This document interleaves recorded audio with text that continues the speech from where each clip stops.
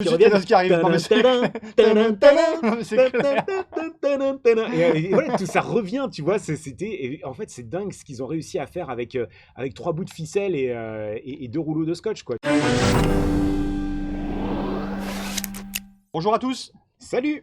Bonjour, donc très content de vous avoir tous ici pour la quatrième épisode de Take It Easy. Et cette semaine, j'ai l'immense honneur, la chance de recevoir Fabrice de Recalbox. Donc salut. J'ai l'honneur et le privilège d'être invité chez LDLC. C'est un truc de fou quand même. Il faut savoir que là, ici, il y a quoi? Il y a une semaine, 10 jours, un truc comme ça. Ah, une semaine. Il y avait Pépé Garcia.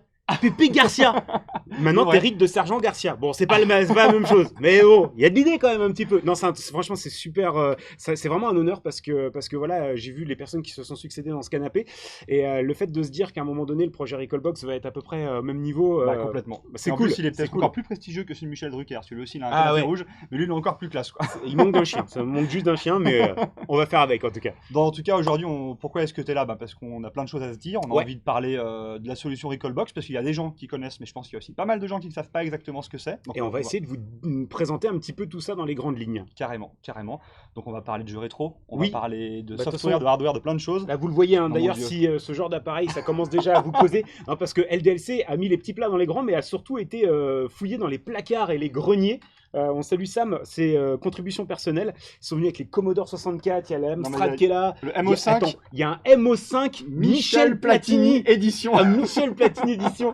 Et en plus, c'était drôle parce qu'il y a des petits jeunes Tellement également classe. qui sont là, ici à LDLC. Ils ont fait « Oh l'autre, regarde le truc, c'est vintage, il y a une prise Péritel. » Péritel Non, mais incroyable. ils ont pas compris, c'est qu'en fait une prise Péritel à l'époque c'était l'avenir, c'était un truc de ouf. C'est la fierté C'était- nationale, Ah, mais c'était ici. la fierté nationale.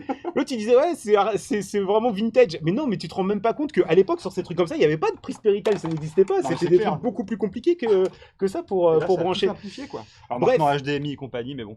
Rétro gaming donc au programme. Carrément. Donc en tout cas, si vous avez des questions, si vous avez n'importe quoi, des remarques, vous voulez partager votre expérience, vous voulez savoir comment ça marche, vous voulez savoir quel budget il faut pour se faire un media center, une rétro gaming box à la maison, c'est le moment de poser ces questions-là parce que tu es Ouais. là pour nous aider. Il y a aussi sur Twitch et sur Facebook, il y a aussi des techniciens LDLC qui peuvent répondre à vos questions si jamais il y a d'autres questions qu'on ne voit pas.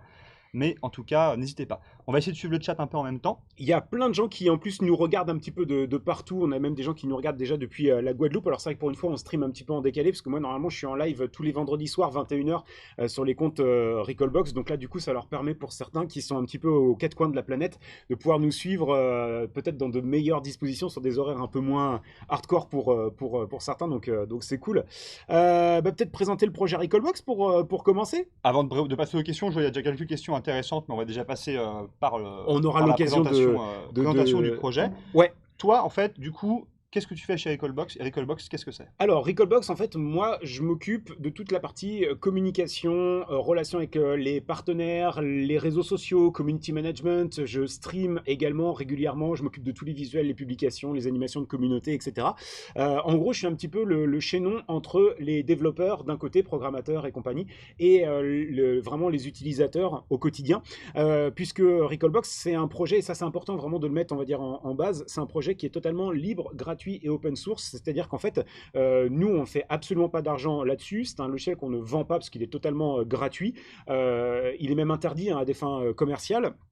Et derrière, en fait, on est vraiment une bande de passionnés où on fait ça sur notre temps libre. C'est-à-dire que là, j'ai posé une journée de congé pour pouvoir Je confirme. venir. Je confirme. Et c'est vrai que voilà, ça me fait plaisir parce que on a à cœur finalement de pouvoir rendre le rétro gaming accessible au plus grand nombre. Parce qu'en fait, on est parti d'un constat qui est quand même assez simple, mais qui est pourtant assez dramatique. C'est qu'en fait, le rétro gaming, il est encore valable aujourd'hui, mais pour certains systèmes, ça commence à être très compliqué pour des questions d'accessibilité. Déjà, l'accessibilité technique, on en parlait à l'instant. Aujourd'hui, rebrancher des machines comme ça qui n'avaient même pas de prise Péritel à l'époque où aujourd'hui, en 2019, les prises Péritel sont plus du tout obligatoires. Hein. Je rappelle que depuis le 1er janvier 2015, les fabricants de télé qui vendent des télés en France n'ont plus l'obligation légale de mettre des prises Péritel. Du coup, en fait, on est obligé de trouver des alternatives pour brancher. Et puis honnêtement, je vous invite à brancher des consoles comme ça sur des 16 neuvième, 65 pouces ou un truc comme Il va y ça. avoir des jeux qui vont brûler aussi. Je pense qu'à mon vous allez saigner de la rétine très très rapidement. Et c'est là en fait où finalement on s'est dit bon, il y a peut-être une question d'accessibilité technique à faire. Et puis en fait c'est venu tout simplement par l'explosion de l'utilisation du Raspberry Pi. Donc le Raspberry Pi en fait pour ceux qui ne connaissent pas, donc voilà ces petites boîtes comme ça, c'est gros comme un paquet de cigarettes. À l'intérieur en fait ça cache ce qu'on appelle un nano-ordinateur. Donc en fait c'est un ordinateur qui est gros comme une carte de crédit et sur lequel il y a tout, le processeur, le chipset graphique, le son, il y a même le réseau en fil, le réseau sans fil, Wi-Fi, Bluetooth, il y a absolument tout en fait dessus. Il y a même des ports GPIO qui sont particulièrement pratiques pour les bidouilleurs qui vont pouvoir contrôler des entrées-sorties directement dessus. Et en fait il sort en HDMI et la genèse du projet Recalbox c'était de se dire aujourd'hui un truc comme ça c'est largement assez puissant pour émuler quasiment tout ce qui existe en tout cas en pur rétro gaming. Et donc du coup on a lancé l'idée de faire un système d'exploitation. Alors il y avait des solutions qui existaient parce que le projet va bientôt avoir 5 ans. Il y a quelques solutions qui existaient déjà à l'époque, mais elles étaient quand même déjà très techniques. Ça demandait de savoir faire des lignes de code, de rentrer un peu dans le système, faire du SSH. Pour ceux qui s'y connaissent, c'est un peu du langage Linux et c'est un peu compliqué quand même.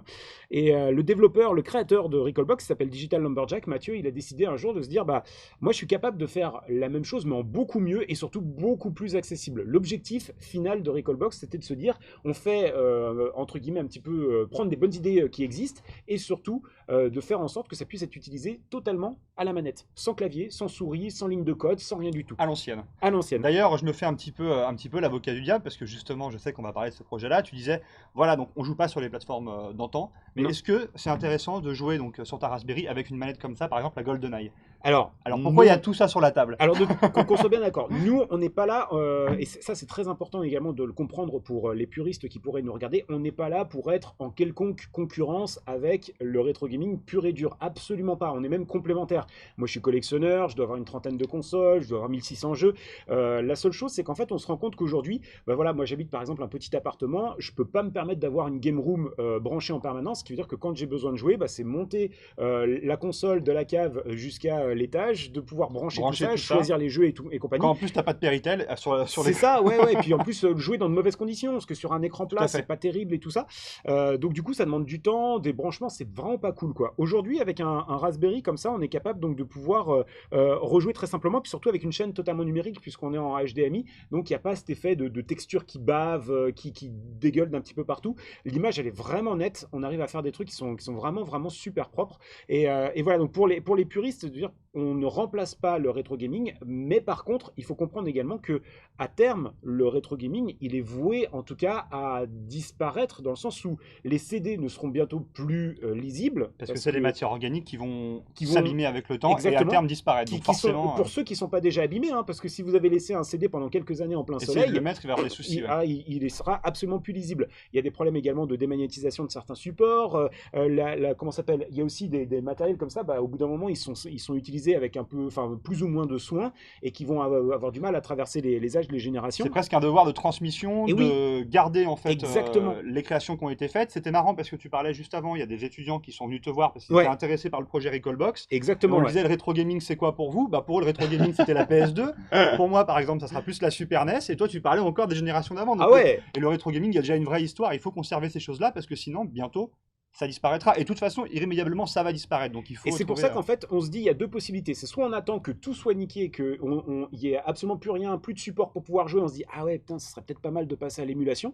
Ou alors, on passe comme nous, en se disant, tiens, on va anticiper un petit peu tout ça et on va faire en sorte de proposer quelque chose d'intelligent, d'accessible, de plutôt bien foutu, fait par des passionnés. Donc, on essaie d'avoir le souci du détail, même si on sait que sur certains systèmes, on n'est pas encore soit pixel perfect, soit vraiment ultra chiadé au niveau du rendu comme ça pouvait l'être à l'époque, mais peu importe, en tout cas on essaie de donner vraiment le meilleur de nous-mêmes pour faire avancer tout ça et de se dire que si un jour il y a un support qui disparaît, moi j'ai toujours un petit peu un pincement au cœur par rapport à la PlayStation parce que déjà à l'époque, souviens-toi de la PlayStation, je pense que tu l'as connue, la PS1, bien sûr, bon. on était tous en train de la mettre verticale, à l'horizontale, à l'envers, à machin pour essayer que ça puisse être lu, les blocs optiques, on les a massacrés parce que je pense que c'était pas prévu. Il y avait un milliard de théories sur comment faire pour optimiser la tête de lecture. C'est ça, moi j'avais toutes les techniques, on la mettait à l'envers Et et on tout ça. lançait et on priait. C'est On ça, priait tu sais, pour avoir pour l'écran avoir noir. l'écran noir. L'écran Et on noir attendait, genre, après. allez, C'est ça. oui, c'est bon. C'est ça. Et donc voilà, aujourd'hui, on est capable de proposer en tout cas un système d'émulation qui va permettre donc à tout à chacun de pouvoir se relancer. Alors, c'est vrai qu'on parlait du Raspberry Pi, ça peut faire peur comme ça, mais en réalité, vous allez vite voir qu'il n'y a absolument aucune connaissance technique pour faire tout ça. C'est assez simple à gérer. C'est hyper simple à faire, n'importe qui peut le faire. Et d'ailleurs, le cœur de cible, entre guillemets, en tout cas les gens qui nous suivent le plus, nous, sur les réseaux Recalbox, eh ben, ça va être des trentenaires, quadragénaires qui vont déjà avoir des enfants et qui vont justement se lancer dans un projet. Parce que c'est intéressant ce que tu enfants. dis. Il y a beaucoup de gens qui ont l'impression que c'est un truc de bidouilleur, que ça fait peur. Il va y avoir des câbles électriques de partout, des soudures à faire. Pas du tout. Hein. Non. C'est quasiment plug and play. On le met dans son boîtier, les fiches sont déjà mises, le processeur est déjà mis, la RAM est déjà mise, on plug. C'est Après, ça. bon, il y a. C'est qu'en fait, même pour être tout à fait exact, c'est que si tu veux partir sur une configuration bête, tu vas avoir le Raspberry Pi qui est là. Tu vas avoir en fait une petite carte SD comme ça. Aujourd'hui, une 16 Go, ça vaut 7-8 euros sur Internet, moins de 10 euros en tout cas sur Internet, de nouvelle génération. Tu prends un petit boîtier comme ça qui est gros comme un paquet de cigarettes. Alors, Pas t'as besoin plein de versions de boîtier d'ailleurs. Là, on part sur un boîtier simple à quelques euros. Et en fait, au final, c'est tout. Parce que c'est vrai que ce qui fait peur quand les gens achètent ou voient un Raspberry Pi, c'est qu'il n'y a pas de protection, il n'y a pas de boîtier, il n'y a pas de plastique. Ils se disent, oh, en plus, avec les ports GPIO, il va falloir faire de la soudure, Ça va faire être des trucs comme compliqué, ça va être être- compliqué et tout.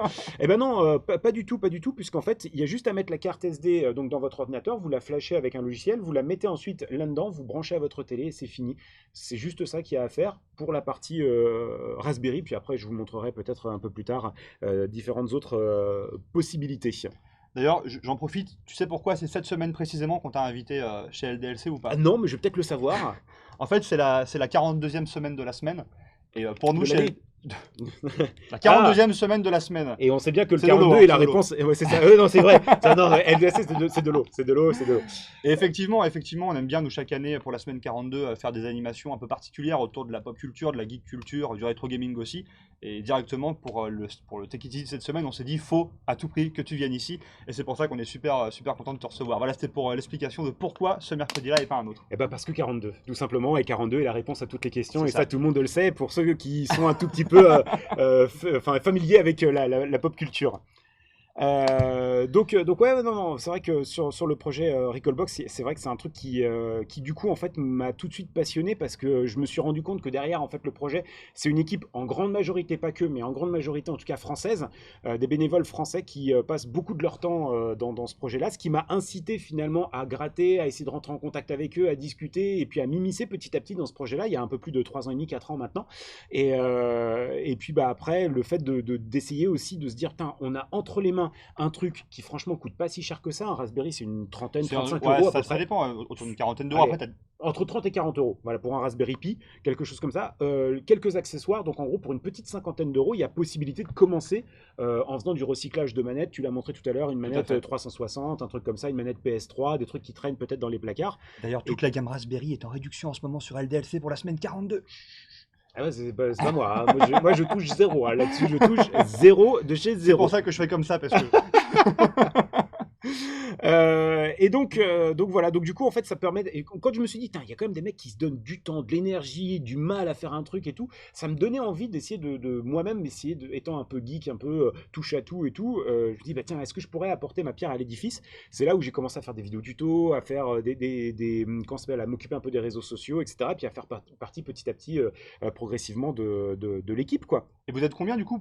Tu parles d'une équipe, mais combien Ouais. vous êtes exactement sur le projet du coup? On peut dire qu'on a un noyau dur d'une quinzaine de personnes, vraiment un noyau dur où on va dire quotidiennement on y consacre plusieurs heures Mais par pas jour. qu'en France du coup. Pas qu'en France, non, parce qu'il y a également des Suisses, on a Chris, on l'embrasse au passage, on a des Belges, on a des Allemands, on a des Britanniques, on a des gens qui sont au Pérou, on a des gens qui sont un peu aux quatre coins du monde. Et c'est cool parce que moi aujourd'hui avec des outils de travail professionnel, on arrive à tous se rejoindre. Par exemple, un truc, même ne serait-ce que Discord déjà, ça nous permet de travailler en bonne collaboration et puis de faire avancer tout ça. Après, il y a une nébuleuse tout autour de Recalbox de gens qui viennent très ponctuellement nous filer un coup de main, faire un logo, faire un visuel, faire la dernière fois c'était aussi des personnes qui ont fait des trades, juste des traductions de vidéos YouTube. Par exemple, je fais un tutoriel, il y a des tutoriels, moi ça me rend ouf, il y a des tutoriels que j'ai fait, ils ont été traduits par la communauté en 18 ou 20 langues, un truc comme ça. C'est un truc de fou. C'est un truc ouais. de fou. Et à un moment, un mec fait, ouais, moi je suis franco-russe, si vous voulez, je peux vous faire les traductions. Je fais, ben ouais, je trouve ça absolument génial, tu vois, de s'ouvrir Non, sur c'est le monde. incroyable, non, mais c'est incroyable. Et donc du coup, Ça redonne foi en l'humanité. ouais, Tu te ouais, dis, c'est les gens ça. ils sont tous Et en fait, en pire autour d'un projet. s'il y a projet. bien un truc que j'ai appris avec le projet Recalbox, humainement parlant, c'est qu'en fait, la bienveillance amène la bienveillance. Alors ça peut être perçu vachement niais, dit comme ça, mais en fait, tu te rends compte que le bon amène le bon. Et Non, en mais fait, c'est tu sûr. donnes du temps, de l'énergie, ton savoir-faire, tes connaissances, etc., de manière totalement gratuite, désintéressée, pas de projets commerciaux. À l'heure où la société est ultra C'est capitaliste, sûr, ouais. tu te dis Ça que fait du bien aussi. ouais, Ça et en fait du fait, bien et tu as des en re- retours là-dessus et c'est ça, c'est qu'en retour, les gens ils te disent complètement. Ouais. ah putain, vas-y, tiens, vas-y, je vais te donner un peu de mon temps, un peu de ceci, un peu de Non, mais cela, c'est moi je sûr. vais faire. Et en fait, au final, bah, on arrive à avoir vraiment du savoir-faire et des gens qui sont ultra bienveillants, et c'est vraiment, vraiment super cool là-dessus, quoi. D'ailleurs, j'en profite pour rebondir sur l'actu Recallbox. J'ai vu qu'il y Ouais. avait une sacrée mage qui venait de sortir. Mm. Donc, est-ce que tu pourrais m'en dire un peu plus à ce sujet-là? Parce que ça peut être intéressant donc, de présenter ce que c'est, quelles sont les Ouais. nouvelles features, qu'est-ce que ça a ajouté. Bah, peut-être, avant de parler de nouveautés, ce serait peut-être bien peut-être de switcher sur l'écran, le côté Recalbox pour montrer Pour peut-être. montrer à quelle gueule ça a aussi, quoi. Ouais, ouais, ouais, pour vous montrer un petit peu. Donc là, on était en fait dans un mode que l'on appelle le mode démo. Donc c'est en fait quand on s'en sert pas, hein, c'est la console qui prend un petit peu la main et qui vous propose tout simplement de jouer en temps réel. Donc le mode démo, on peut le quitter à tout moment. Donc là, on avait un petit écran de fin. Et je vais vous montrer surtout ce que ça donne au niveau de l'interface générale. C'est-à-dire qu'en fait, une fois que vous avez installé votre Recalbox, l'installation, c'est tout bête, hein. Encore une fois, vous prenez votre carte SD, comme je vous l'ai montré tout à l'heure, vous la flashez tout simplement sur un ordinateur avec le logiciel, enfin en tout cas l'image de Recalbox que vous pouvez télécharger gratuitement. Et une fois que vous avez fait ça, vous la mettez dans votre Raspberry et vous arrivez directement donc sur un menu tel que vous pouvez le voir actuellement avec plusieurs systèmes. Donc faut savoir que Recalbox est livré sans aucun contenu copyrighté. On reste un outil, hein, il faut bien comprendre ça. Nous, on n'est pas là pour faire de la distribution de ROM, de contenu illégal ou quoi que ce soit. C'est pas notre objectif. Nous, on est là pour développer un outil, vraiment pour donner des outils aux gens pour pouvoir vraiment transmettre et sauvegarder le patrimoine vidéoludique de notre enfance. Donc nous, on inclut par contre dans Recalbox des homebrew, des jeux libres, gratuits, des jeux qui ont parfois même été créés par des amis. Donc il y a une vingtaine, trentaine de jeux qui sont inclus de base, que vous pouvez garder, effacer, vous faites ce que vous voulez après. Dans l'idée, c'est qu'en tout cas, c'est que sur cette carte SD, eh ben, vous avez toute une architecture avec des dossiers, des sous-dossiers, donc des dossiers Super Nintendo, Super GraphFX, Thomson, La Vectrex, Vectrex, incroyable cette console. exactement. Ouais. Donc Incroyable la Vectrex. la Vectrex, en fait, c'est une console avec des vecteurs, en fait, hein, Tout à fait. qui marchaient par vecteur et par calque, puisque, en fait, il faut savoir que les jeux étaient fournis donc, avec des calques qu'on apposait Effectivement, qu'on posait directement directement sur sur. l'écran pour pouvoir y jouer. Il y avait le Virtuable qui était donc l'un des premiers jeux De en VR. ouais, de VR, les lunettes de réalité virtuelle ou les lunettes de nausée virtuelle, je ne sais pas comment on peut dire, mais ça faisait hyper mal à la tête, aux yeux, parce que c'était uniquement en ligne rouge. Pour ceux qui veulent avoir un petit aperçu de ce que ça pouvait donner Tetris en 3 dimensions, ça donne un truc un petit peu comme ça, hein. Voilà. Donc faut avoir le cœur bien accroché et il faut avoir une petite dose d'imagination quand même à l'époque. Euh, donc vous allez voir en fait que Recalbox, à l'heure actuelle où je vous parle, on est en version 6.1, on a à peu près pratiquement une centaine de systèmes donc émulés entre les consoles de salon, consoles portables, systèmes arcade et les ordinosaures. Tu vois, le Puis ZX Spectrum. on a tous notre petite préférée Et quoi, quand oui, on voit les. et oui, parce qu'en fait, il y en a plein qui nous disent ouais, mais pourquoi vous perdez du temps à développer, par exemple, je sais pas, des vieux systèmes Commodore, Fairchild ou quoi que ce soit. Mais parce qu'en fait, on n'est pas à l'abri que peut-être que toi, ça va pas te parler, mais peut-être qu'à d'autres, ils vont se dire ah ouais, ça c'était bien. Et n'oubliez pas que nous, notre but ColecoVision. n'est pas de faire des trucs grand public. Le but, c'est vraiment de permettre de créer un outil pour sauvegarder le patrimoine vidéoludique. Vidéoludique. Voilà. Donc vous pouvez voir par exemple donc la NES, en fait l'ancêtre de la NES qui était Famille computer japonaise. voilà, la Famicom japonaise, mais avec à l'époque le lecteur de disquette, puisque en fait c'est là-dessus hein, qu'à la base les jeux étaient développés avant le port cartouche, et c'est après quand Nintendo a vu l'explosion des ventes d'un point de vue, enfin quand ils ont vu le potentiel en tout cas d'explosion des ventes à l'international, où ils se sont dit on va passer sur un port cartouche, ce sera plus facile à contrôler en matière de piratage, puisque à la base en fait les jeux étaient sur Sur les disquette. disquettes. Et d'ailleurs, petite anecdote aussi, parce que c'est ça qui est intéressant quand on se replonge dans l'univers du jeu vidéo. Mais prenez par exemple le Zelda qui est sorti là récemment, Link's Awakening en version Nintendo Switch. Eh bien, vous avez maintenant à la fin du jeu un éditeur de donjons. Tu peux faire tes propres donjons, genre le Donjon Maker. Eh bien, il faut savoir que le système de Donjon Maker date du tout premier Zelda. C'était prévu dans le tout premier Zelda. Et en fait, ça a été abandonné le jour où Nintendo a dit on passe sur un port cartouche. Parce D'accord. qu'à la base, en fait, les donjons devaient être éditables et modifiables par les utilisateurs et ils devaient pouvoir s'échanger leurs disquettes dans les Pour cours se de montrer un récréation petit peu les donjons qu'ils pour avaient se fait, quoi. défier sur les donjons qu'ils avaient fait. Donc c'est une idée qui a été née il y a une trentaine d'années, qui a été mise dans un frigo et qui a été ressortie Ressorti une trentaine d'années plus tard en sur, 2019. sur Switch. La Alors là, Game Gear hein, qui crame à 880 piles à la minute. Hein, oh là là, incroyable. Donc la Game Gear qui, pareil, voilà, c'est console portable avec bien sûr tout un tas de jeux, Arial Asso et compagnie, donc avec les définitions hein, de l'époque et puis certains jeux qui étaient vraiment rudimentaires à souhait, hein, mais c'est vrai que ça apportait quand même un truc assez sympa à l'époque, la couleur, et il n'y avait pas que la couleur sur la Game Gear en termes d'avantages, on l'oublie, c'était Il y avait la luminosité, le rétroéclairage. le rétroéclage. Ça, Parce c'est qu'avant sûr. la Game Boy on pouvait pas jouer la nuit. On avait l'espèce de loupe peut-être sur la Game Boy que tu mettais avec la lumière Et que il tu y avait, pouvais il mettre. y avait surtout il y avait surtout une anecdote que beaucoup vont avoir, c'est que la Game Boy, quand on l'avait, qu'on jouait comme ça, et qu'on jouait le soir, tu sais, à siège arrière de la voiture, tu sais, on espérait à chaque fois, tu sais, Qu'il y avait le lampadaire qui passait, et tu on sais, le suivait on comme suivait ça. comme ça pour essayer d'avoir un minimum de luminosité. Des trucs que les nouvelles générations ne pourraient pas On peut se plus souvenir. imaginer, Non, non, mais c'est sûr, ouais. inimaginable. Mais la Game Gear, c'est vrai, venait justement pallier à ce problème-là. Donc avec la Game Boy, La Game Boy. Game Boy Advance, Game Boy Color. Bon, je vous montre comme ça, mais il y a aussi des trucs assez sympas. Tu vois, par exemple, la Game Watch, c'était ses premières consoles hein, de Nintendo qui étaient parfois même annonciatrice Je crois que de c'est- la DS en multi-écran. Complètement, c'est sûr. Tu avais l'écran qui s'ouvrait en deux. C'est Puis ça, c'était sur, leur entrée dans le jeu vidéo parce que Nintendo avant faisait pas du tout le jeu vidéo. Des cartes, Ils avaient des cartes à jouer, ouais. C'est ça, ouais. Ils ont commencé avec quelques jeux électroniques. Il y avait certains jeux, genre des Love Testers, des machins, 2-3 gadgets. Et là, C'est c'est ça. leur premier vraiment jeu vidéo qu'ils ont développé. Enfin, Et donc tu vois, tout bêtement, on est La allé croix faire- directionnelle, quoi. avec la possibilité donc d'avoir la croix directionnelle, les boutons, les modes de jeu, et puis tout le comment dirais-je, le côté overlay au niveau de l'écran, Ouais, tu vois, pour c'est sûr. reproduire cette console-là. Donc il y en a plein. Voilà, vraiment, vous avez vraiment l'embarras du choix. Il y a toujours MAME hein, qui est donc l'acronyme de Multiple Arcade Machine Emulator, donc comme son nom l'indique, qui est capable d'émuler tout un tas de machines arcade pour replonger vraiment dans ce que l'on avait ici il y a début des années 80, 90. Un Et truc donc comme ça s'arrête où alors, Rigolbox? Ça Alors, s'arrête où? Aujourd'hui, on s'arrête. Je crois que la console la plus récente doit être quelque chose comme la Wii.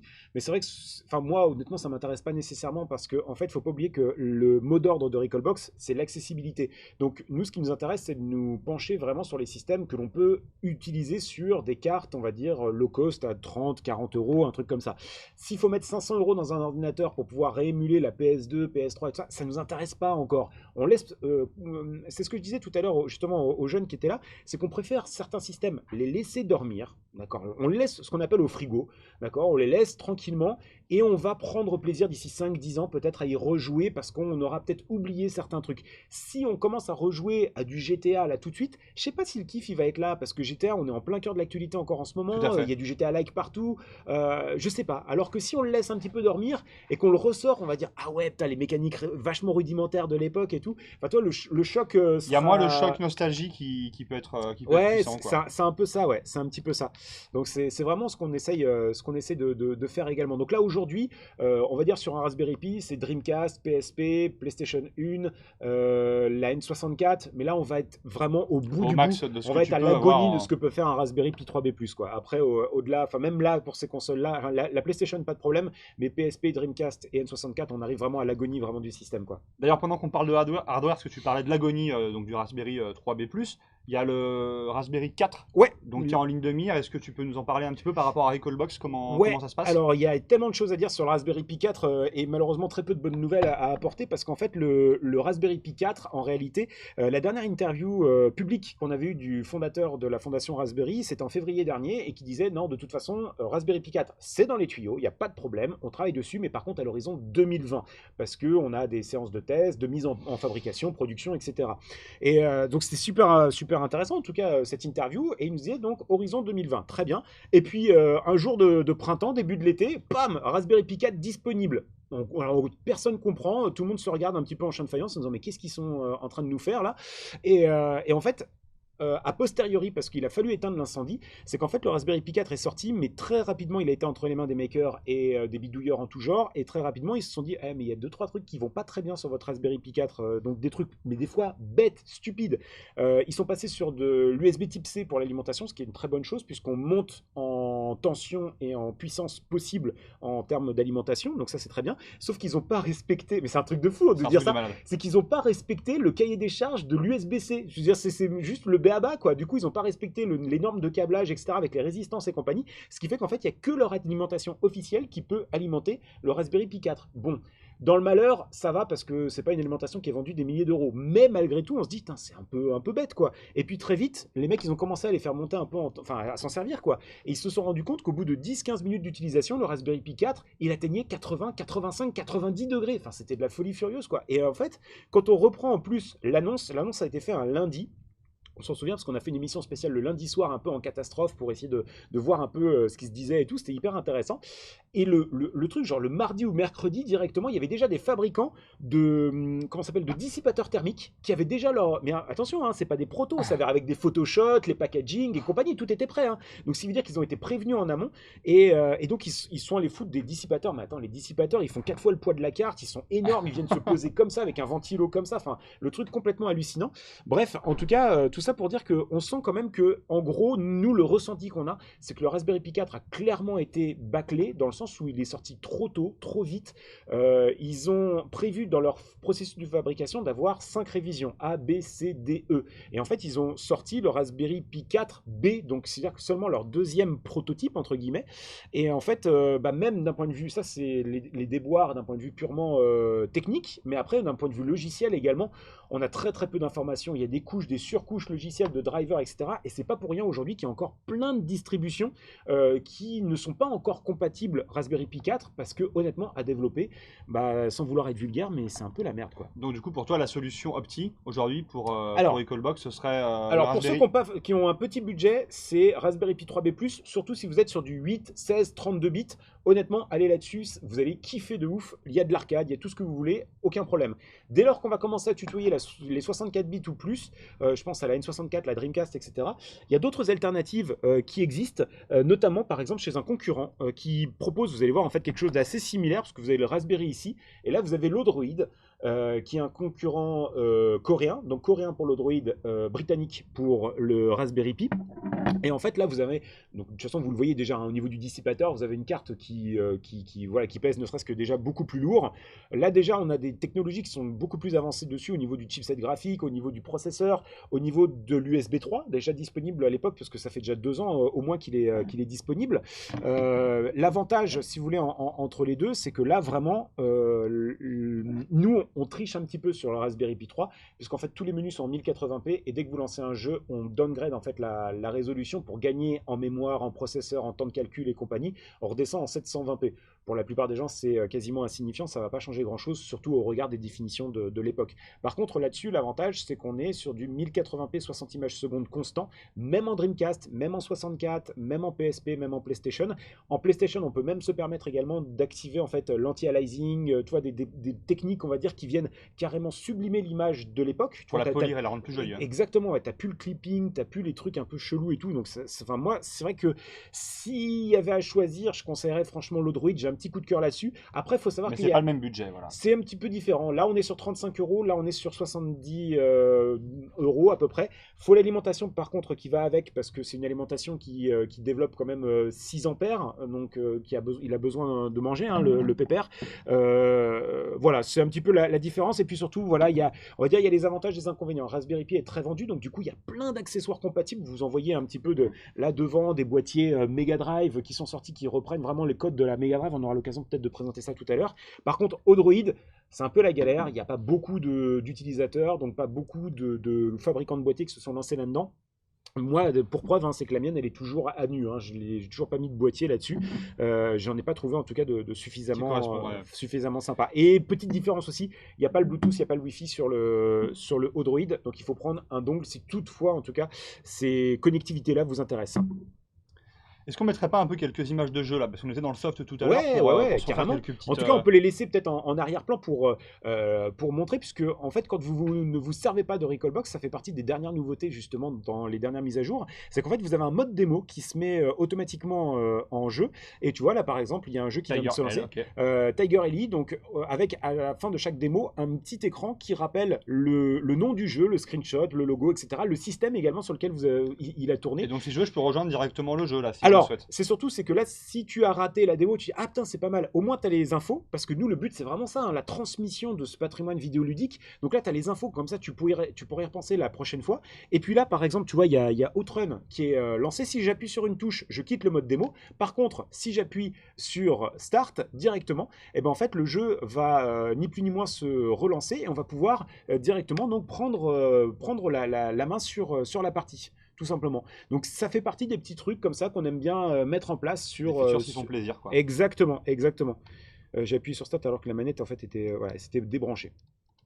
Mais voilà, si vous appuyez sur Start directement, vous prenez la main sur le jeu et vous pouvez directement Ah, c'est beau, quoi. lancer la partie. Donc là, en l'occurrence, donc on est sur la PC Engine. D'accord.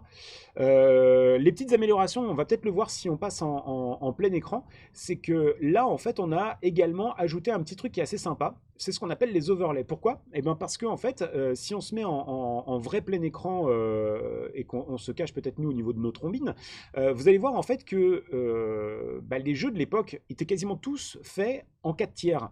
Et donc du coup, forcément, si vous jouez sur Ça, un c'est hyper écran malin, hein. en 16 neuvième, il va y avoir des grosses bandes noires sur les côtés. Donc là, on est allé appliquer des overlays, c'est des calques qui viennent se mettre par-dessus, avec la petite particularité quand même, c'est qu'en fait, ces calques viennent se mettre Rappelé. aux couleurs de la console, du système de l'époque, mais plus que ça, parce qu'en fait, ils viennent apporter, si vous regardez de près, alors j'espère que vous êtes en 1080p au niveau de la réception de ce stream, mais ça vient rajouter aussi des skylines. Et puis, alors sur ce jeu-là, ça va pas forcément se voir, mais en fait, vous allez pouvoir découvrir légèrement sur justement des petites panoramiques comme ça, qu'en fait, l'écran, il n'est pas propre. Il n'est pas propre parce qu'en fait, nos écrans bombés de l'époque, Ils avaient des honnêtement, petites. ils avaient des petites imperfections, des petites rayures, des petits trucs comme ça. Et en fait, là, c'est pareil. On est allé les reproduire. Alors, sur un écran clair comme ça va peut-être pas se voir. Ça serait un peu comme mettre le crapotement d'un vinyle sur une piste pour rendre le côté un Exactement. petit peu Exactement. authentique, quoi. Exactement. Alors C'est ça, ce qui on fait peut, le charme, faut se le dire aussi, on quoi. peut bien sûr l'activer, le désactiver ou le mettre, le pas le mettre. Il n'y a aucune obligation là-dedans. Ça, c'est quelque chose qu'on propose. Mais en encore une plus. fois, c'est la feature qui fait plaisir. Mais ouais, et alors là, on a vu par exemple sur le PC Engine, mais alors pour certains qui vont justement peut-être attraper là, le stream en cours de partie, vous allez voir également qu'il y a un truc qui est génial au niveau de, comment ça s'appelle, de l'arcade. Je vais vous montrer ça, c'est juste hallucinant. Si on va par exemple sur, faut que je le trouve, Final Burn Alpha, on est là. On va se mettre sur du... comment ça s'appelle déjà? Space Invader, par exemple, pour vous montrer. Vous allez voir un petit peu le délire. Tu la connais, l'anecdote de la sortie de Space Invader au Japon? Vas-y. Quand c'était sur les bandes d'arcade au Japon, donc sur Space Invader, il fallait mettre sa petite monnaie, donc les pièces de 100 yens pour jouer une partie. Et le jeu a tellement cartonné dans les salles d'arcade tokyoïtes qu'il y a eu une pénurie pendant quelques jours de petites monnaies, C'est ouf, tellement qu'il y avait de pièces mises dans la machine. C'est une anecdote que j'adore, quoi. Alors, je me rappelle, on va essayer celui-là, on va voir si c'est celui-là ou pas, mais je vais... donc là, on lance Space Invader, et là, vous allez voir que là, il y a du putain de boulot, parce qu'en fait, ça va au-delà des overlays, c'est qu'ils sont allés reproduire carrément, en fait, l'overlay d'origine du système. C'est-à-dire qu'il faut savoir que si vous lancez Space Invader sur un émulateur n'importe lequel, ça va être écran noir avec les trucs blancs. Point. Juste ça. Et par contre, là, si vous le lancez là avec ce système de pack d'overlay, vous allez avoir les overlays, mais tels qu'ils étaient à l'époque, c'est-à-dire qu'il y avait des vrais stickers qui venaient masquer le jeu, l'écran du jeu. C'est-à-dire qu'en fait, il y avait des vrais autocollants qui venaient qui cachaient en fait une partie du jeu, quoi. Et en plus, si tu regardes bien, j'espère que vous pouvez le voir en tout cas au niveau de votre écran, ça nous donne une impression de profondeur de champ qui est incroyable. On a l'impression en fait que moi aussi, je suis bluffé, là, on a l'impression en fait finalement que la terre là, tu vois que tu vois derrière, elle est derrière le jeu, alors qu'en fait elle est par-dessus. Et en fait, si vous regardez bien, donc vous allez avoir des défauts de patine un petit peu de l'écran en bas à gauche, des quelques rayures, en haut également, tu vois, ça se patine également. Et en fait, moi, je trouve ça tellement immersif, tellement plaisant. On se dit, putain, ouais, là, on est vraiment sur le fait de jouer sur les conditions d'origine, quoi. Ça donne envie de jouer, là, ça donne envie de jouer. Donc là, on est sur du Space Invader. Je peux te montrer également. Alors, je crois qu'à l'époque, je me rappelle plus. Il faudrait que je regarde ça. Je crois que ça va être Mario. Ça c'est tout le problème aussi quand il commence à y avoir des... Voilà, Mario Bros. Alors ça, Mario Bros aussi, l'overlay est juste absolument magnifique. Tu vois, ça c'était vraiment le tout premier... Là, on était en 1983. Hein. Donc, Et il n'avait pas encore sa trombine d'aujourd'hui, quoi. ah ouais, non, pas du tout. Et là, vous le voyez bien, là, les rayures de l'écran. Toi, tu les vois On les bien, voit là, tu bien, vois ouais, on le. les voit bien, ouais. Et, Complètement. et en C'est fait, pas le vôtre hein, qui est rayé, hein. et en C'est fait, dans le stream. si vous regardez bien, pareil, t'as vraiment l'impression en fait que ça vient un peu bomber ton image, parce qu'on est sur un écran plein hein, là actuellement, tu vois. Et, Tu peux euh, retrouver cet effet-là, quoi. et ça peut permettre de retrouver cet effet-là. Donc là, Bon, tu par contre, on peux. pourra toujours pas jouer avec le pistolet de Duck Hunt. Alors, à l'heure actuelle où on se parle, non, il y a pas de possibilité, en tout cas sur Recallbox, mais je vous le dis, ça existe. C'est-à-dire qu'il y a des solutions qui existent. Le seul problème, c'est comme je vous l'ai dit, le projet Recallbox a pour vocation d'être accessible. Et aujourd'hui, le problème, c'est que utiliser le pistolet sur certains jeux, c'est compliqué parce que ça demande beaucoup de paramétrage. Bien sûr. Et Ouais. en fait, tout le travail qu'on a en ce moment, et tu me demandais justement peut-être l'avenir sur les nouvelles versions, ça va être de rendre ça digeste et accessible sans nécessairement passer sur des lignes de personnalisation atroces qui vont prendre énormément de temps et d'énergie parce que nous, on s'adresse vraiment aux noobs. Il y a rien de méchant hein, quand on dit ça. C'est vraiment avec beaucoup d'affection en fait, hein, finalement. Mais on s'adresse vraiment à un public de débutants. Donc, on peut pas. Que n'importe qui puisse en fait se Exactement, faire ouais. plaisir, quoi. Exactement, c'est vraiment le but dans tout ça. Donc les pistolets, à l'heure actuelle, non. Prochainement, on espère en tout cas que ça pourra pouvoir être disponible parce que c'est vrai qu'il y a certains jeux qui sont vraiment super sympas, rien que pour que comment Ah, s'appelle, le chien de Duck Hunt puisse se refoutre de notre gueule un petit peu. Ça peut être vraiment super drôle parce que oui, il y a des solutions en fait, ça va être à base, je vous le cache pas, ça va être en fait à base de Wiimote, donc avec un système un petit peu comme de la sensor pointage. bar en fait, hein, tu sais, Hmm. la sensor bar, puisque à l'époque, en réalité, comment ça fonctionnait le côté tir, c'est qu'en fait, quand vous appuyez sur la gâchette, l'écran devenait blanc l'espace d'un instant, il y avait un point noir qui apparaissait au niveau de la cible, et c'est ici en fait que le faisceau devait se dérouler. Sauf que ce système de flash n'est plus possible avec les nouveaux systèmes de balayement, de balayage pardon, des télévisions modernes, et donc c'est à cause de ça qu'on ne peut pas s'en servir. Que c'est plus compatible. Exactement, ouais. Donc pour le moment, on ne sait pas encore quel modèle, quel machin, etc. On est en train de bosser là-dessus pour faire en sorte que ça puisse être prochainement compatible, mais on se prend le temps, l'énergie nécessaire pour faire en sorte que ce soit le plus plug and play possible. Je pense que pour certains, ça fait 30 ans qu'ils attendent de pouvoir rejouer à Duck Hunt. Ils pourront peut-être attendre une année ou deux supplémentaires, le temps d'arriver à développer un petit peu tout ça. Sinon, vous avez toujours la solution d'aller chercher la télé catholique dans le garage, de remonter la NES, de remonter le pistolet, de brancher. Grave. Et puis de vous coller à l'écran, t'es comme on faisait là. Ah, c'est- Je vais t'avoir, les canards là, tu vas voir. Avec ce chien des enfers, là. C'est clair, c'est clair, c'est clair. D'ailleurs, si vous interagissez du côté de YouTube, hein, sur YouTube en ce moment, il y a les développeurs de Recallbox. Vous pouvez également leur poser leurs questions, etc. Vous pouvez discuter avec eux. Oyodams qui est actuellement connecté, on l'embrasse bien fort. C'est l'inverse, c'est un carré blanc qui apparaissait sur fond noir. Oui, peut-être, c'est vrai. Oui, en tout cas, c'était Ouais, c'est ça. instantané, pardon, excusez-moi. Dans l'emballement. 32 ans, j'ai dit 33. Ouais, on en est pas loin.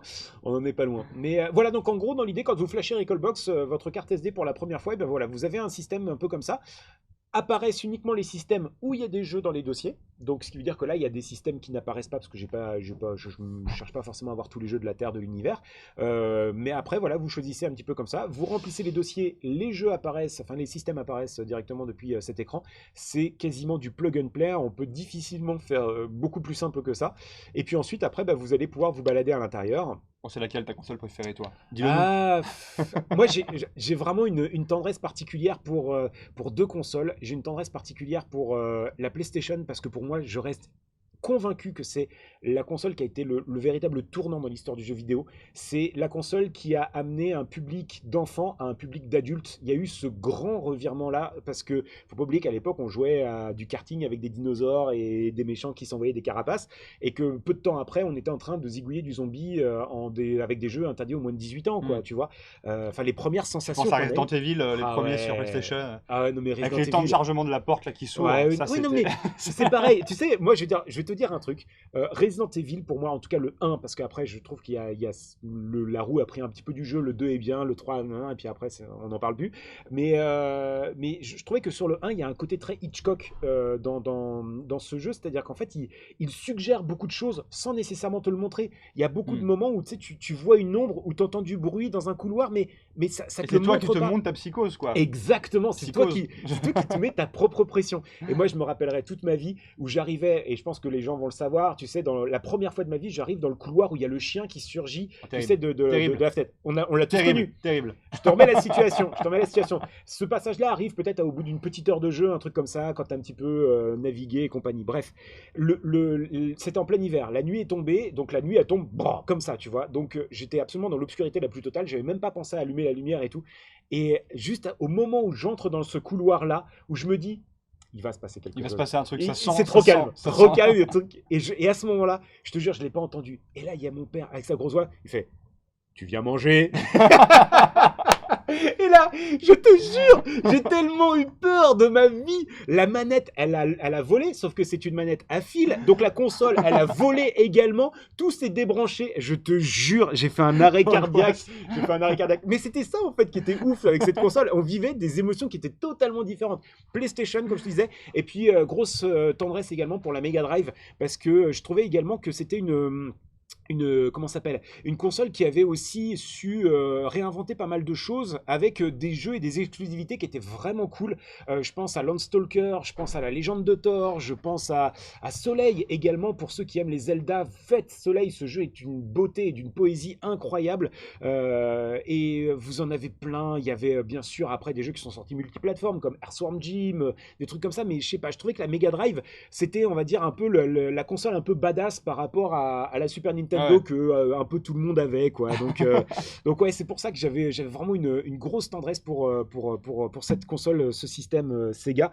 Puis avec tout le côté plan de com, avec Maître Sega, c'est plus fort C'est que plus fort toi. que toi. Et tout. Mais Toi, c'était un peu différent de Nintendo, où c'était un peu tout propre, tout lisse, etc. il y avait Non, les pubs c'était- PlayStation qui étaient folles aussi, là, avec le savant, la fou, là. Ah ouais. Avec, c'était le CAP, le comité anti-PlayStation. Ouais, le comité anti-PlayStation, Où c'est ça. le mec, pour présenter la PlayStation, il mettait des gants anti-radiation avec des lunettes de ouf et tout comme ça, il la maniait comme ça. C'était ouf. Franchement, quand on y repense, les pubs de l'époque, elles étaient dingues. Elles étaient Alors, dingues. mettez Et, s'il vous plaît, la régie, le jeu qui est en cours là sur la Oh là là là là là. Avec sur Hulk la Recall Hogan. Box, parce que là avec Hulk Hogan ça vaut le coup, Ah quoi. ouais, non, franchement, avec le maillot et tout. Non, mais c'est vrai qu'en plus, c'est ça qui est c'est bien en beau. plus, c'est qu'on se retrouve avec toutes les stars de l'époque, tu vois.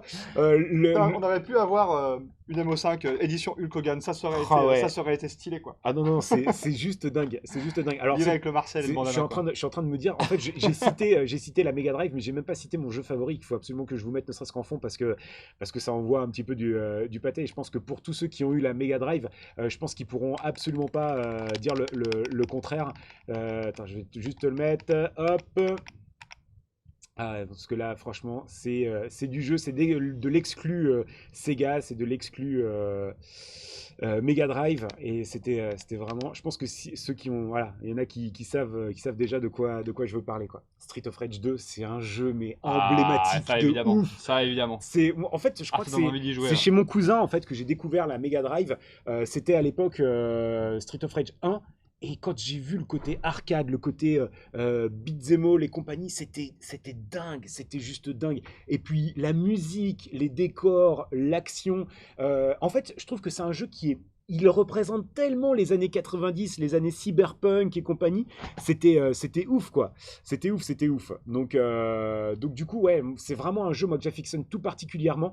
Street of Rage 1, Street of Rage 2, si vous avez jamais eu de Mega Drive entre les mains, si vous voulez vous replonger dans un truc qui déboîte, franchement, les musiques, faut savoir que les mecs, ils sont allés faire une tournée mondiale tellement les musiques sont dingues. Ils étaient l'été dernier à Paris, je les ai ratés, je suis dégoûté, mais les musiques sont absolument énormissimes. Et il y a Street of Rage 4 qui va Mais sortir c'est là. intéressant ce que tu dis sur les musiques, parce que justement, quand on était gamin, on jouait à ça, la génération d'avant comprenait pas forcément ce Ouais. phénomène, parce que c'est neuf, enfin, c'est en tout cas ta génération et la mienne. On a commencé à avoir ces jeux avec des musiques qui étaient incroyables. Aujourd'hui, ça se joue dans des orchestres nationaux, ça se joue. Donc tu parlais de Street of Rage, mais par exemple Secret of Mana, t'as les orchestres qui vont jouer ces Ouais. musiques-là. Et vraiment, est-ce qu'on aurait imaginé il y a 30 ans des orchestres philharmoniques Non. qui viennent jouer ces musiques-là? En fait, Ça il paraissait y a fou. deux choses. C'est que je pense qu'en fait, on n'avait vraiment pas percuté l'impact du côté de la pop culture que ça allait C'est clair, avoir c'est énormissime. sûr. On se rendait peut-être pas compte également à l'époque de tout le travail, on va dire, tu sais, au niveau du gameplay, au niveau du design audio et compagnie qu'il y avait derrière. Alors que, en fait, c'est ça qui vraiment touchant également quand on rejoue à ce genre de jeu, c'est en fait de se dire que en fait, les mecs, ils avaient des contraintes techniques qui étaient ouf. Déjà au niveau de la quantité de C'est données, clair. il y avait aussi, par exemple, les palettes de couleurs. Les palettes de couleurs, ils pouvaient pas mettre 16 millions de couleurs en simultané. Il y avait des palettes de couleurs qui en plus dépendaient de telle couleur et telle couleur qui devaient afficher en simultané et pas d'autres. Et ensuite, bien sûr, au niveau de la musique, il y avait des quantités de pistes son qui pouvaient être jouées, donc une sorte de quantité d'instruments qui pouvaient être joués. Et il fallait ruser pour pouvoir faire ça. Et s'il y en a qui veulent justement avoir des exemples véritables de jeux vidéo qui ont su surexploiter ce système-là, c'est Street of Rage 2 pour moi, enfin Street of Rage 2 sur Mega Drive. Et bordel, Link's Awakening, refaites-le sur Game Boy et tendez l'oreille. Mais c'est un truc de C'est un truc de fou. Non, mais c'est un malade. truc de Comment fou, ouais, c'est ils ont, sûr. mais sérieusement, ils ont fait cracher ces tripes à la Game Boy à l'époque. Mais c'est, moi, franchement, c'est le premier jeu sur lequel j'ai chialé à la fin. L'histoire, elle est magnifique, elle est d'une tendresse et d'une poésie incroyable. Et puis cette musique, quoi. Parce qu'en fait, c'est ça qui est dingue, c'est qu'en fait, ils ont réussi à faire un jeu sur Game Boy, donc un système qui était en mono en plus. Hein, il y avait eu un tout petit haut-parleur de crotte, là, comme ça. Et ils ont réussi à faire cracher ces tripes avec des instruments comme Ah, ça c'est qui sûr. jouaient tous en polyharmonie à la fin. C'était absolument magnifique. Et vraiment, on vous invite Et à l'époque, ou à- encore avant, où ils utilisaient le son du hardware pour reproduire comme on a la Commodore 64, je crois Ouais, que c'est c'était le ça, cas ouais. avec la puce, donc chiptune, quoi. Chip, Ouais, c'est c'est ça. la Bah, puce qui la faisait le Game son, Boy quoi. aujourd'hui est beaucoup utilisée en chiptune pour Bah, c'est relancer sûr, ouais. justement certaines compositions et tout. Donc Il y a des ça jeux là-dessus aujourd'hui, c'est des jeux cool, quoi. modernes aujourd'hui qui s'inspirent de ça pour les nouvelles créations, quoi. Ouais. Ouais, ouais. Donc voilà un petit peu pour présenter donc l'outil Recallbox. Vous voyez, il y a des possibilités qui sont infinies. Alors là, en plus, on a parlé que de la partie émulation. On a parlé que de la partie émulation. Mais ça, c'est bien d'émuler les jeux. Mais aujourd'hui, on est en 2019. Et en fait, c'est ça qui est ouf dans le projet Recallbox. C'est qu'après, on peut propulser véritablement le jeu rétro dans l'avenir, dans le futur. Et encore, dites-vous qu'on est peut-être à 10% de ce que l'on peut faire en totalité. C'est-à-dire que vous pouvez redécouvrir vos jeux vidéo rétro avec des trucs qui sont juste tout simplement hallucinants. Déjà, le côté overlay, moi je trouve que c'est juste magnifique. On en a parlé tout à l'heure. Ça, c'est clair. Ça, c'est clair. On aura l'occasion d'en reparler un petit peu plus tard. Il y a d'autres trucs également.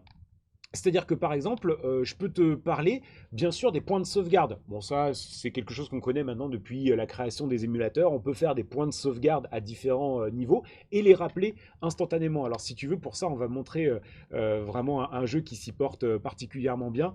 On va te montrer Alex Kidd.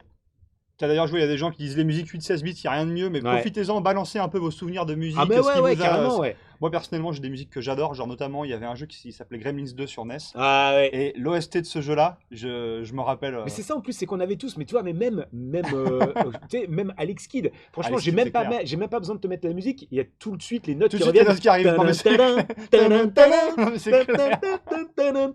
et voilà, tout ça revient, tu vois, et en fait, c'est dingue ce qu'ils ont réussi à faire avec 3 bouts de ficelle et 2 rouleaux de scotch, quoi, tu vois. Et voilà, voilà, donc il mange bien l'onigiri et pas le burger. Hein. C'est ça, c'est ça.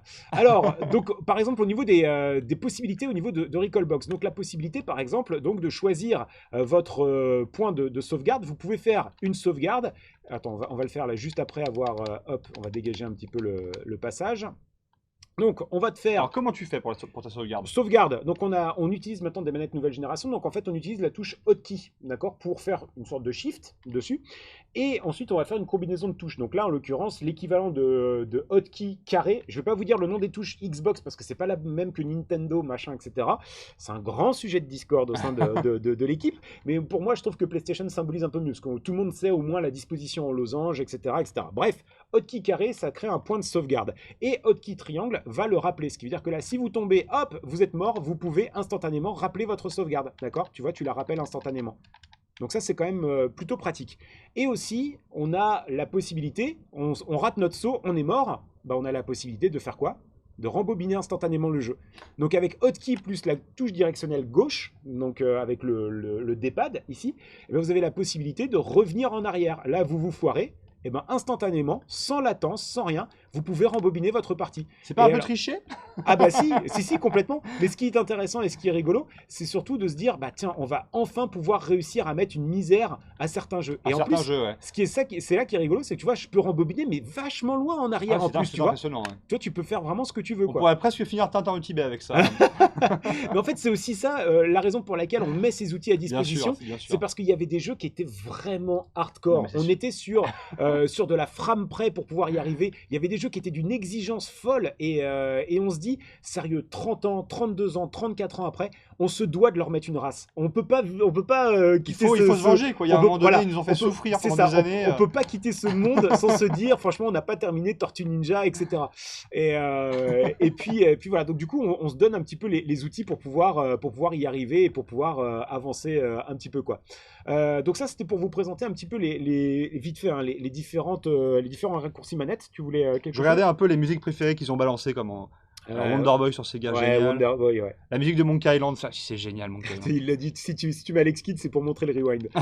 Ça, c'était obligé. Ah bah ouais, mais bon, ça fait partie des grands classiques, quoi.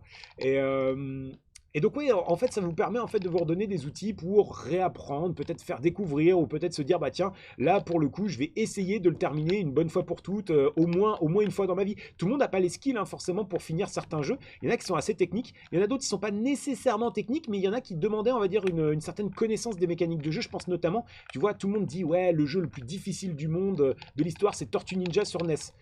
La réponse, c'est non, en fait. La Tortue Ninja, pour pas vous le cacher, on l'a fini en live sur la chaîne de Recallbox. On a mis une petite heure à le finir, 1h20, je crois, un truc comme ça. Et en fait, il est pas compliqué comme jeu. C'est juste qu'il obtempérait à des trucs, comment dirais-je, des niveaux de gameplay qui n'étaient pas forcément à la portée de tous. Par exemple, on sacrifiait tous, depuis le début sur Tortue Ninja sur NES, on sacrifiait tous Raphaël, parce qu'il avait ses sailles, et c'est vrai que les armes qu'il avait, il avait une courte La portée. portée était pas Et en forcément fait, c'est folle. le personnage le plus important du jeu. Et si vous le sauvegardez, Raphaël, et ben en fait, vous allez vous rendre compte qu'en fait, vous allez facilement avancer dans les niveaux parce que c'est lui le personnage le plus important avec Donatello. Les deux autres, l'autre avec le sabre et les nunchaku, la Michelangelo et Leonardo, vous pouvez les sacrifier. Et ça va rien comme tortue, ça va rien du tout. Donc en fait, tu vois, à partir du moment où tu comprends déjà rien que ce principe-là, tu as déjà fait 80% du jeu. Ouais. Et puis après, bien sûr, avec bon, les plans, les trucs d'époque, tu vois, comme on pouvait avoir dans les magazines, ça peut se finir, quoi. Donc ça, c'était pour vous montrer les sauvegardes, le rembobinage. Mais il n'y a pas que ça. Aujourd'hui, on a rajouté plein de nouvelles fonctions récemment.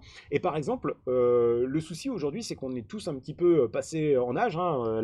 On est en train de revenir un petit peu en arrière. Les 30 ans sont déjà un petit peu derrière nous, voire loin derrière nous. Malheureusement, c'est plus la prochaine dizaine qui se rapproche petit à petit, inéluctablement. Et donc, on ne peut pas forcément toujours se faire des soirées rétro gaming dans le même canapé. Eh bien, qu'à cela ne tienne, aucun problème, puisque aujourd'hui, on a la possibilité de faire ce qu'on appelle du netplay. Donc c'est ce que je viens d'ouvrir là sur l'écran. Et donc là, instantanément, on peut voir les parties en cours à travers la planète. Donc là, par exemple, il y a des parties de Arkanoid, de Donald Duck, de Metal Slug, de Street Fighter, etc. Et donc, on peut finalement se faire des... Tu peux jouer à Metal Slug avec ton pote sans être dans le même canapé, quoi. Et Exactement. ça, c'est quand même goldé, quoi. Faut Donc, quand même le dire. En gros, le principe, c'est tout bête. C'est-à-dire qu'en fait, vu que les émulateurs ne demandaient pas nécessairement beaucoup de puissance, alors bien sûr, oubliez ça sur 64, PlayStation et compagnie, hein, c'est uniquement sur les systèmes qui sont très peu gourmands. Mais dans l'idée, en fait, c'est que les émulateurs vont simplement se synchroniser. Il y en a un qui va dire je suis player 1, l'autre qui va dire je suis player 2. Ils synchronisent leurs données et en gros, bah, la seule chose, c'est qu'il y en a un qui va juste prendre les input manettes du player 2, les ajouter au player 1 et se partager les données. Et au final, bah, on arrive à se faire des parties en réseau. Sur un système comme ça, sur un petit système Raspberry Pi à 30 balles. Moi déjà rien que ça, je trouve ça juste C'est fou, complètement quoi. incroyable. Non, C'est c'est juste complètement fou. incroyable, c'est clair. Tu vois, Ça pareil, fait rêver. les autres nouveautés qu'on a mis il n'y a pas si longtemps que ça, donc c'était bien sûr le fameux scrapping des données. Donc là, vous avez la possibilité d'aller récupérer sur chaque système les jaquettes, le titre, un petit screenshot du jeu. On s'associe en plus à la base de données libre, gratuite et open source qui s'appelle Screenscraper, qu'on salue au passage parce qu'ils font un travail de malade. C'est des passionnés qui font ça, hein, tous les dessins, les designs, etc. C'est des passionnés qui font ça sur leur temps libre.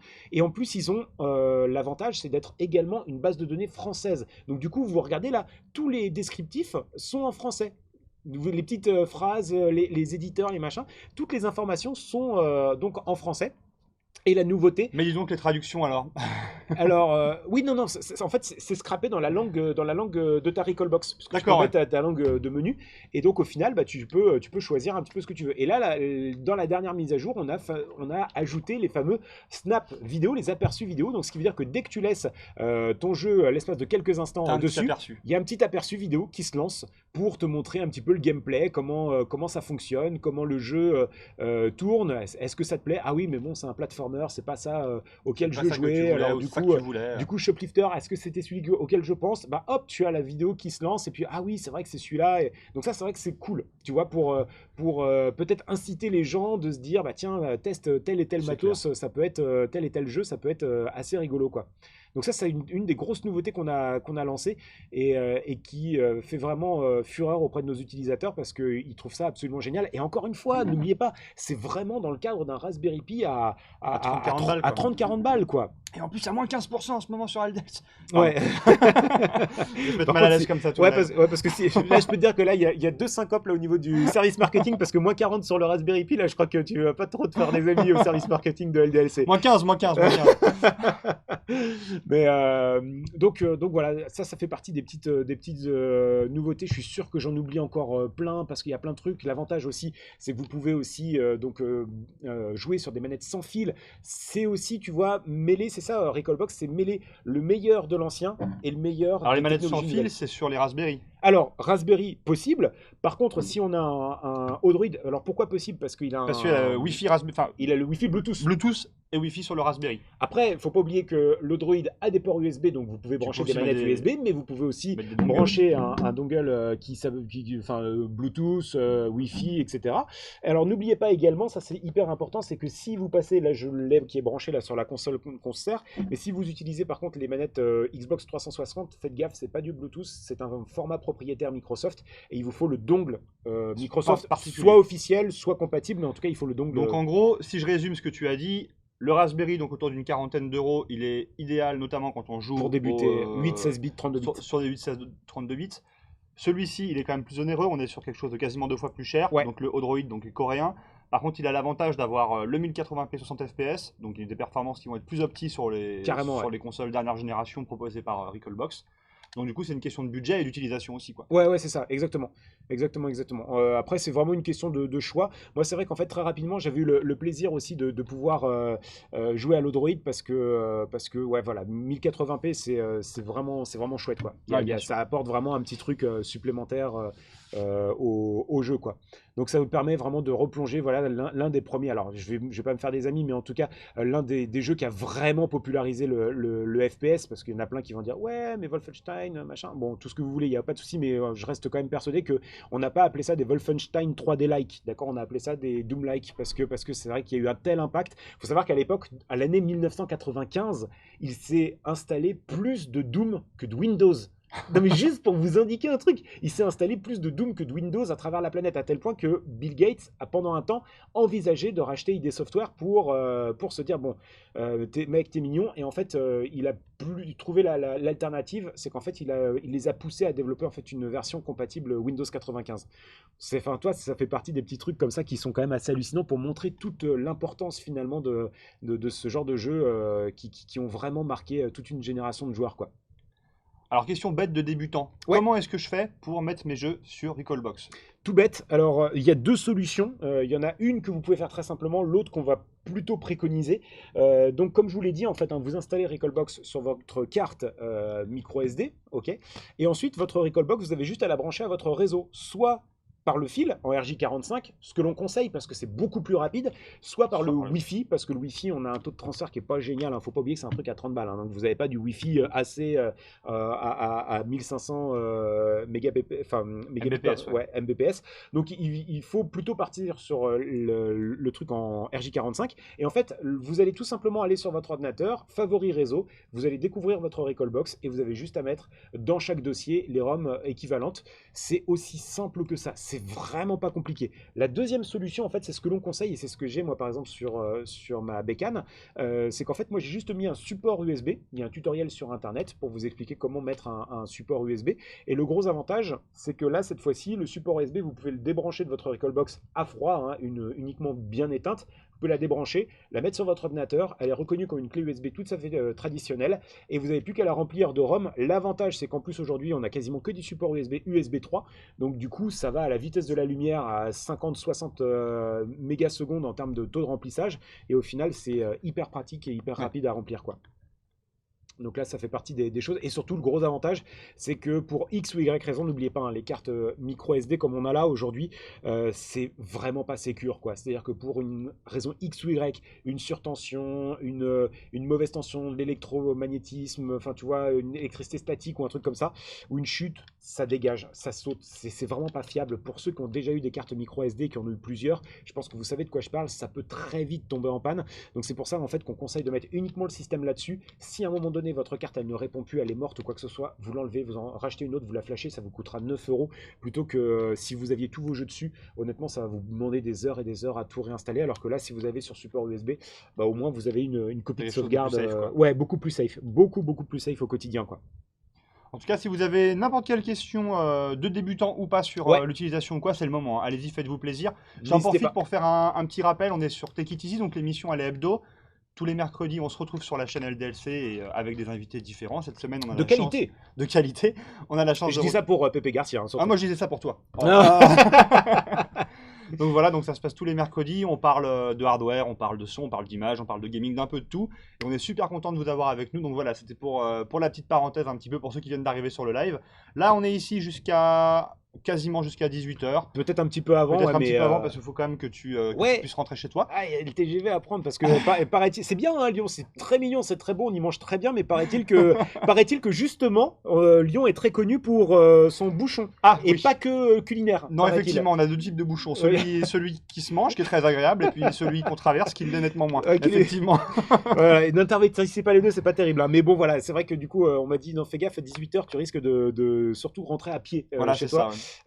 C'est vraiment pas terrible. Il y a une question, j'ai rempli mon Recallbox de ROM, elle a pas aimé. Oui. De ROM RHUM, effectivement. Oui, allez-y mollo. Hein. On peut mettre les ROM sur un NAS aussi sans aucun problème. Ça demande un tout petit peu plus de technique dans le sens où il faut juste modifier un fichier au niveau enfin une ligne de commande au niveau du fichier configuration, mais c'est vraiment pas très compliqué. Hein.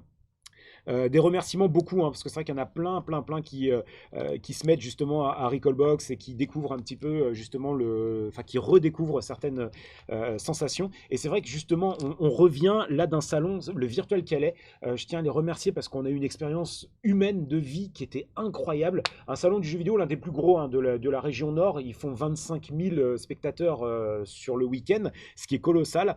Et en fait, on a vu des trucs. Et on s'est rendu compte en fait que le projet Recallbox, c'était bien plus que du rétro gaming. C'était bien plus que de la programmation ou de l'assemblage de solutions logicielles qui existaient. C'est bien plus que des pixels ou des souvenirs. En fait, on s'est rendu compte, et moi, ça m'a bouleversé en fait sur place. Je suis désolé, c'est peut-être l'instant un peu Kleenex ou un peu chamallow, mais je te jure, en fait, le truc où je me suis rendu compte sur place, c'est qu'en fait, on crée du lien social. Parce que, en fait, tous ceux qui sont venus nous voir, ils étaient trentenaires, quadragénaires, et qu'est-ce qu'ils faisaient ?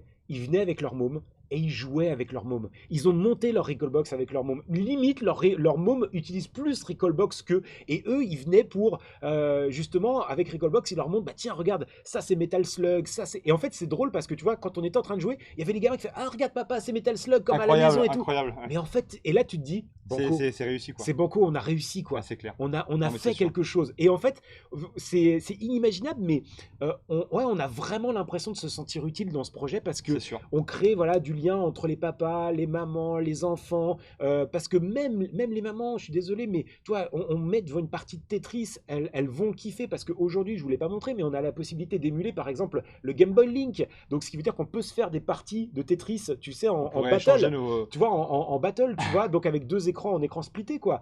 Ça, on l'avait fait au Virtual Calais, ça avait cartonné. Il y avait des batailles de Tetris, des batailles de. Est-ce qu'on peut échanger des Pokémon sur. Alors ça, c'est une bonne question parce que je me rappelle plus comment on faisait. Alors, je suis désolé, moi je suis pile poil la génération DBZ et pas du tout la génération Pokémon. Alors moi, Dragon Ball Z, tout ce que tu veux, il y a pas de souci. Mais alors Pokémon, c'était pile poil au moment où je commençais à rentrer au collège. Ah, du coup, fallait pas y toucher. Non, c'est pas ça. C'est qu'en fait, le collège, quand j'y suis rentré, bah forcément, tu commences à bosser les mercredis, les samedis, et donc du coup, c'était pile poil ces moments de diffusion. Et moi, les seuls trucs que j'ai pu réussir à suivre, et je t'embrasse au passage, c'est Cyril Drevet où je mettais la cassette, la VHS, je mettais la cassette de 4 heures, je la mettais le matin. Les gens sur sur jeu- sur- sur Virtua Race, Virtua Racing. Franchement, il y en a plein à qui ça va parler. Télévisateur 2. Télévisateur 2, quoi. C'était Avec Cyril Drevet qui martyrisait tout le monde. C'était incroyable. Je mettais la VHS de 4 heures le matin et je la récupérais en rentrant le mercredi après-midi et je regardais ça. C'était juste oufissime. Et c'est ça aussi, c'était des ambiances comme ça qu'on a connues et qui étaient juste hallucinants et qui nous ont fait tellement de souvenirs. Et je tenais à le saluer parce que voilà, justement, par l'intermédiaire de Recallbox, par le sûr. hasard des trucs, Non, mais il c'est est venu sûr. à nous follower. Il nous follow toi maintenant. Et donc, du coup, c'est vrai qu'on a commencé un petit peu à discuter. Il faut absolument qu'on s'organise une rencontre parce que franchement, on a tellement de choses à lui dire, à le remercier et tout. C'était de la balle. Franchement, c'était Pour ceux qui c'était sont plus jeunes, il y avait le vraiment, Level vraiment 1 avec top. Marcus aussi qui a marqué les Ouais, bien sûr. Alors, Sur- la seule chose où j'étais vraiment déçu sur tout ça, c'est que c'était sur des chaînes qui étaient câblées. Ah, bah ça on c'est sûr avait qu'on pas parlait pas tous- d'accessibilité. Ouais. Ah, C'était sur c'est Game ça. One, enfin, pour pas les Voilà. citer. C'était beaucoup plus compliqué. Tout le monde n'y avait pas accès. C'est vrai, et voilà, c'est vrai, quoi. c'est vrai. Mais après, ce qui était cool, c'est que moi j'avais pas accès, mais mon pote avait accès. Et du Ouais. coup, on se retrouvait pour un peu comme le seul de la bande qui avait la Neo Geo, tu sais. C'est ça. Parce c'est que ça. personne pouvait se payer la Neo Geo ou quasiment. Donc celui qui l'avait, on allait chez lui pour y jouer parce qu'il avait la console que Tu personne sais, ne pouvait avoir. j'ai refait un petit peu les calculs parce qu'il y en a plein qui se disent ouais, tu sais, ils font juste, tu sais, les conversions francs-euros. C'est pas comme ça parce qu'en fait, il y a quand même un indice de l'INSEE qu'il faut prendre en compte, c'est le pouvoir d'achat. Donc, c'est en fait l'inflation.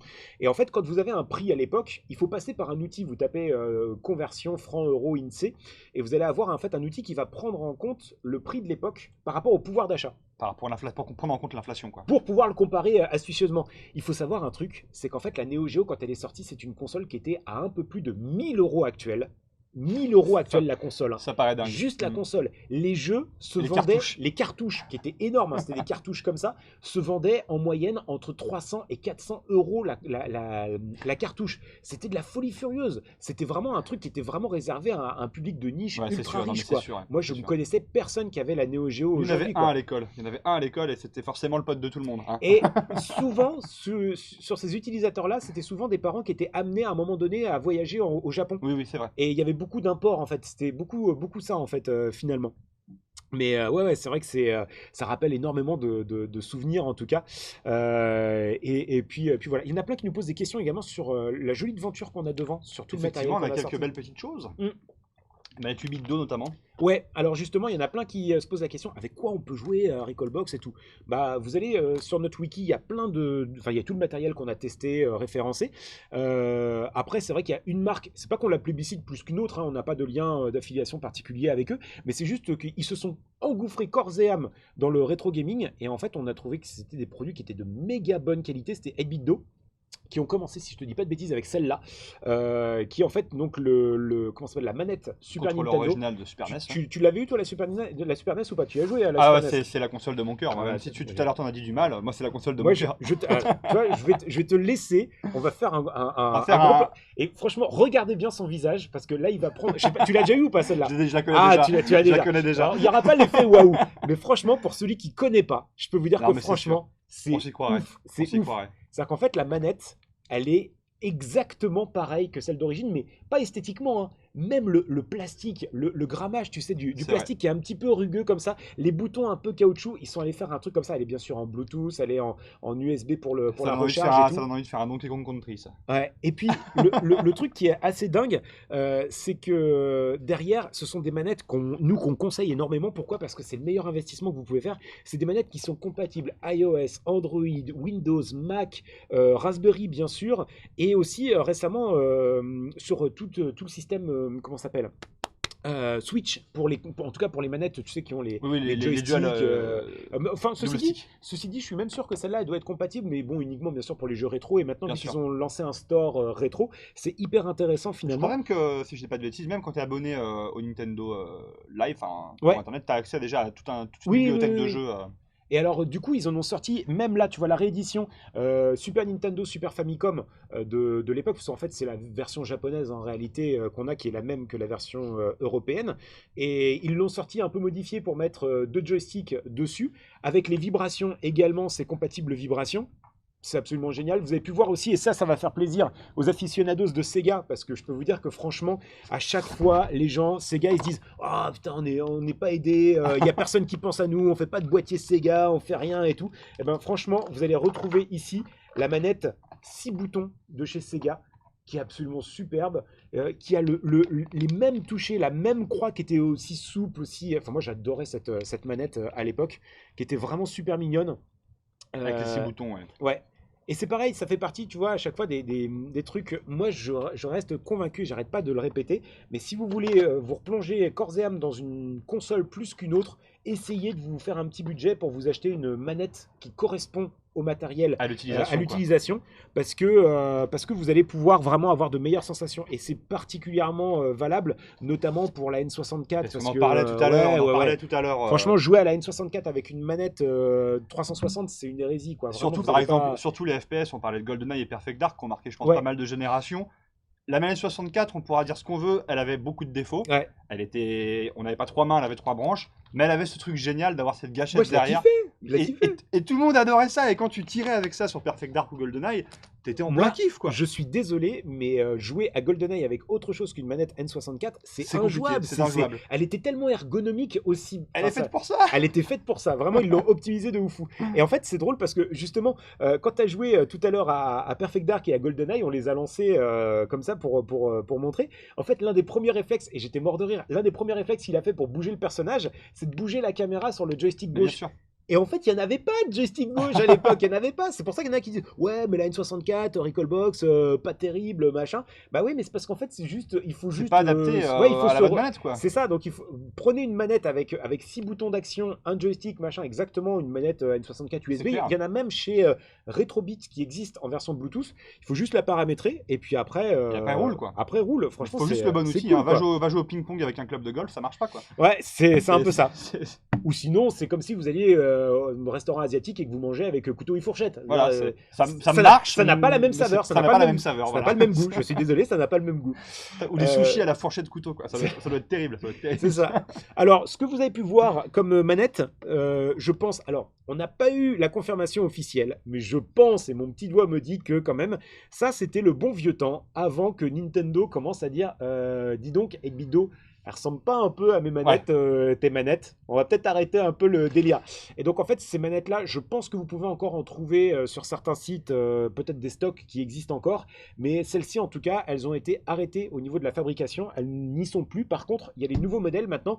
Où vous voyez qu'en fait, on garde un peu le délire, mais on s'éloigne un peu du design d'origine, même si on en reprend quelques codes, pour avoir un produit, on va dire, un peu plus personnel. Moins brandé Nintendo, quoi. Ouais, Moins, c'est ça, moins, c'est ça, c'est ça, ouais. moins Parce que, clairement alors, inspiré. moins brandé, vous allez voir que tout est très limite, hein, parce que là, en fait, sur celle-là, par exemple, c'est la 8BitDo, c'est la, que je ne dis pas de bêtises, c'est la SN30 Pro Plus Bluetooth. Celle-là, elle va reprendre les codes, vous l'aurez reconnu au niveau des codes couleurs, de la Game Boy. Donc Avec les, avec les boutons rouges, rosés, un petit ouais. peu comme ça, les mêmes touchés et compagnie. Sauf que là, on est sur une manette qui est vachement plus ergonomique et surtout, alors l'avantage de la Pro Plus par Presque la rapport forme aux du autres, Switch Pro aussi. Hein. c'est que sur celle-là, on va avoir un logiciel qui va être dédié, que vous allez pouvoir le télécharger gratuitement pour totalement paramétrer votre manette. Et vous allez avoir en fait un truc hyper intéressant, c'est que notamment, par exemple, vous allez pouvoir inverser les axes XY sur les deux joysticks. Vous allez pouvoir paramétrer le niveau de sensibilité des boutons. Vous allez même pouvoir déplacer des boutons. Vous allez pouvoir préparer des combos et compagnie, activer ou non l'autofire. Enfin, tout est totalement paramétrable. Le logiciel est super bien fait. Alors, c'est une manette qui est un peu plus chère que toutes les autres. Hein. On est plus sur une manette à 50 €, mais quand on sait qu'elle est compatible Recalbox, Raspberry Pi, macOS, Switch, Windows, Steam, Android et compagnie, avec la, comment ça s'appelle, la Switch, hein, donc ce qui veut dire elle remplace tout à fait une Switch Pro sans aucun problème, voire même elle fait beaucoup plus qu'une Switch Pro, quoi. Donc en fait, pour moi, c'est un des meilleurs investissements que vous pourriez faire en ce moment. C'est une manette aux couleurs un petit peu rétro, l'ergonomie d'une manette normale et toutes les possibilités d'une manette totalement personnalisable. Donc en fait, voilà, c'est quand même plutôt cool, quoi. C'est quand même plutôt cool.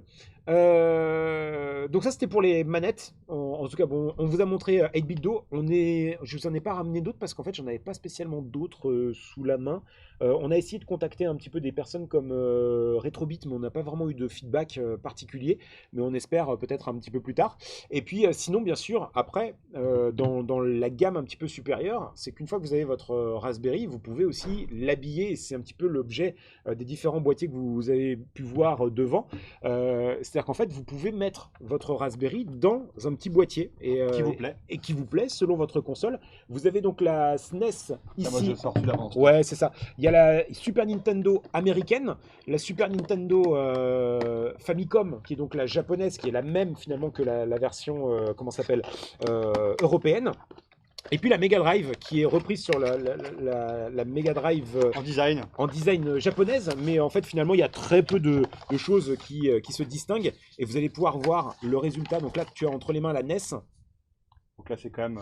Ouais, c'est super bien foutu. C'est Au niveau avec les connectiques à Au niveau des l'intérieur, là. finitions, je vous le cache pas, on est clairement sur des finitions de la mini NES qui est sortie officielle, hein. Il y a vraiment les mêmes boutons, les mêmes accessibilités, les mêmes trucs. C'est vraiment une très très belle réussite là-dessus.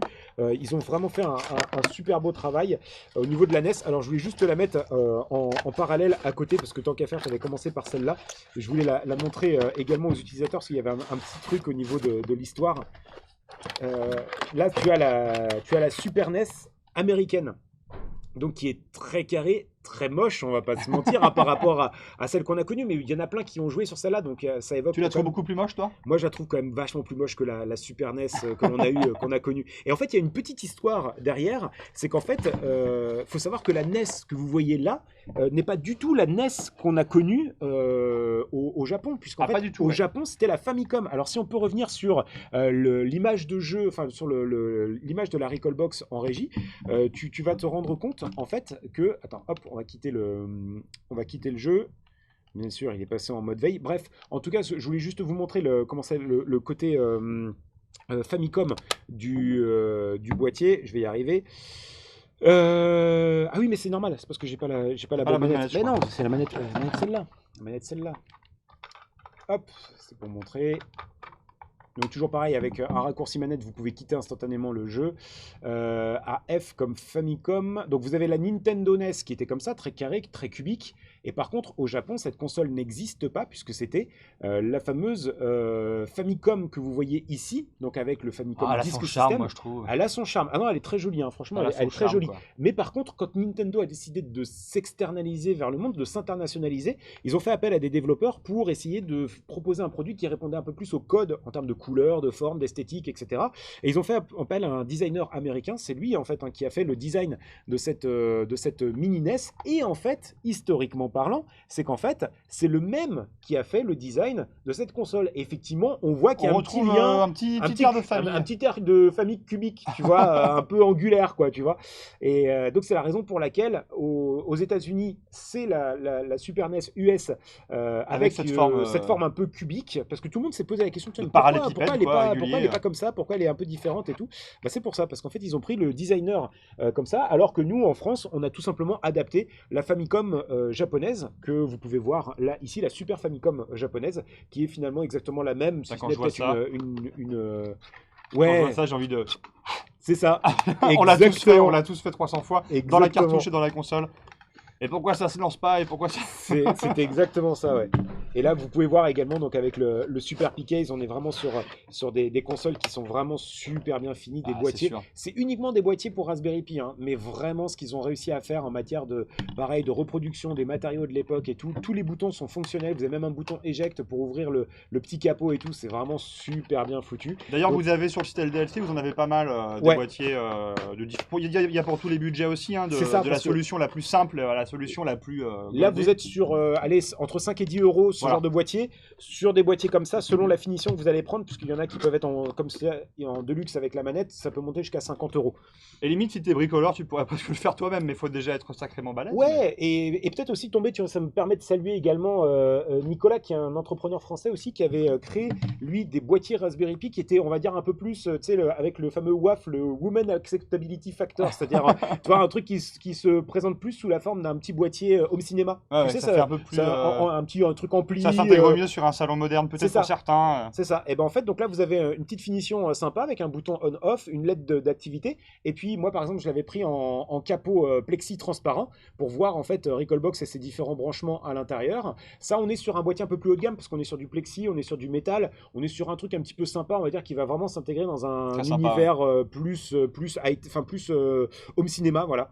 Donc là, on est sur un boîtier qui vaut entre 30 et 40, ouais, 30, 40, 50 euros selon les finitions et les trucs que vous pouvez prendre. J'en profite, il y a des gens qui posent des questions sur la Raspberry 4 dont on a parlé un peu Ouais, auparavant ou quoi, mais en tout cas, ce que je voulais vous dire, pas c'est que encore compatible. toute l'émission, elle sera disponible en replay sur Twitch, sur YouTube. Il y aura aussi des podcasts qui vont être mis en ligne sur différentes plateformes. Donc l'émission sera retrouvable sur tout un tas facilement, sur tout un tas de leviers. Donc voilà. Vous allez pouvoir taper LDLC Recallbox, à mon avis, Puis, ça va matcher assez vite. Ça matchera, aucun doute ça.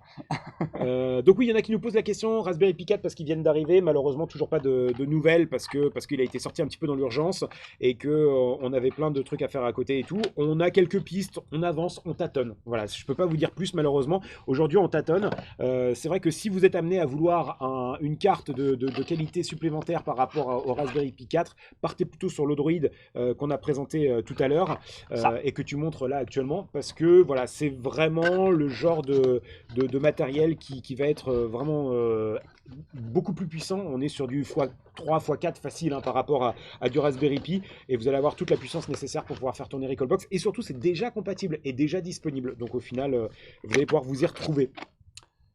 Justement, tiens, on parlait de l'Odroid, parce que là, on l'a présenté, enfin, vous pouviez peut-être le voir ici. Donc, sur l'Odroid, il y a un petit boîtier également qui est sorti chez Odroid. Bon, il vaut entre guillemets, une petite fortune, dans le sens où il vaut une quarantaine d'euros, un truc comme ça. Je vous le cache pas, moi, je suis vachement déçu au niveau du plastique. Tu vois, on n'est pas du tout sur la qualité rétroflag. Ah, rien à voir. Tu vois, on est vraiment sur Ça un n'a truc rien à un peu cheap. Par contre, une fois que vous l'avez monté, parce que là, vous voyez, il est tout neuf, hein, donc il y a tout un tas de câbles, etc. à mettre à l'intérieur. Et dans l'idée, en fait, ça reprend un peu les codes de la Nintendo 64, si vous regardez bien.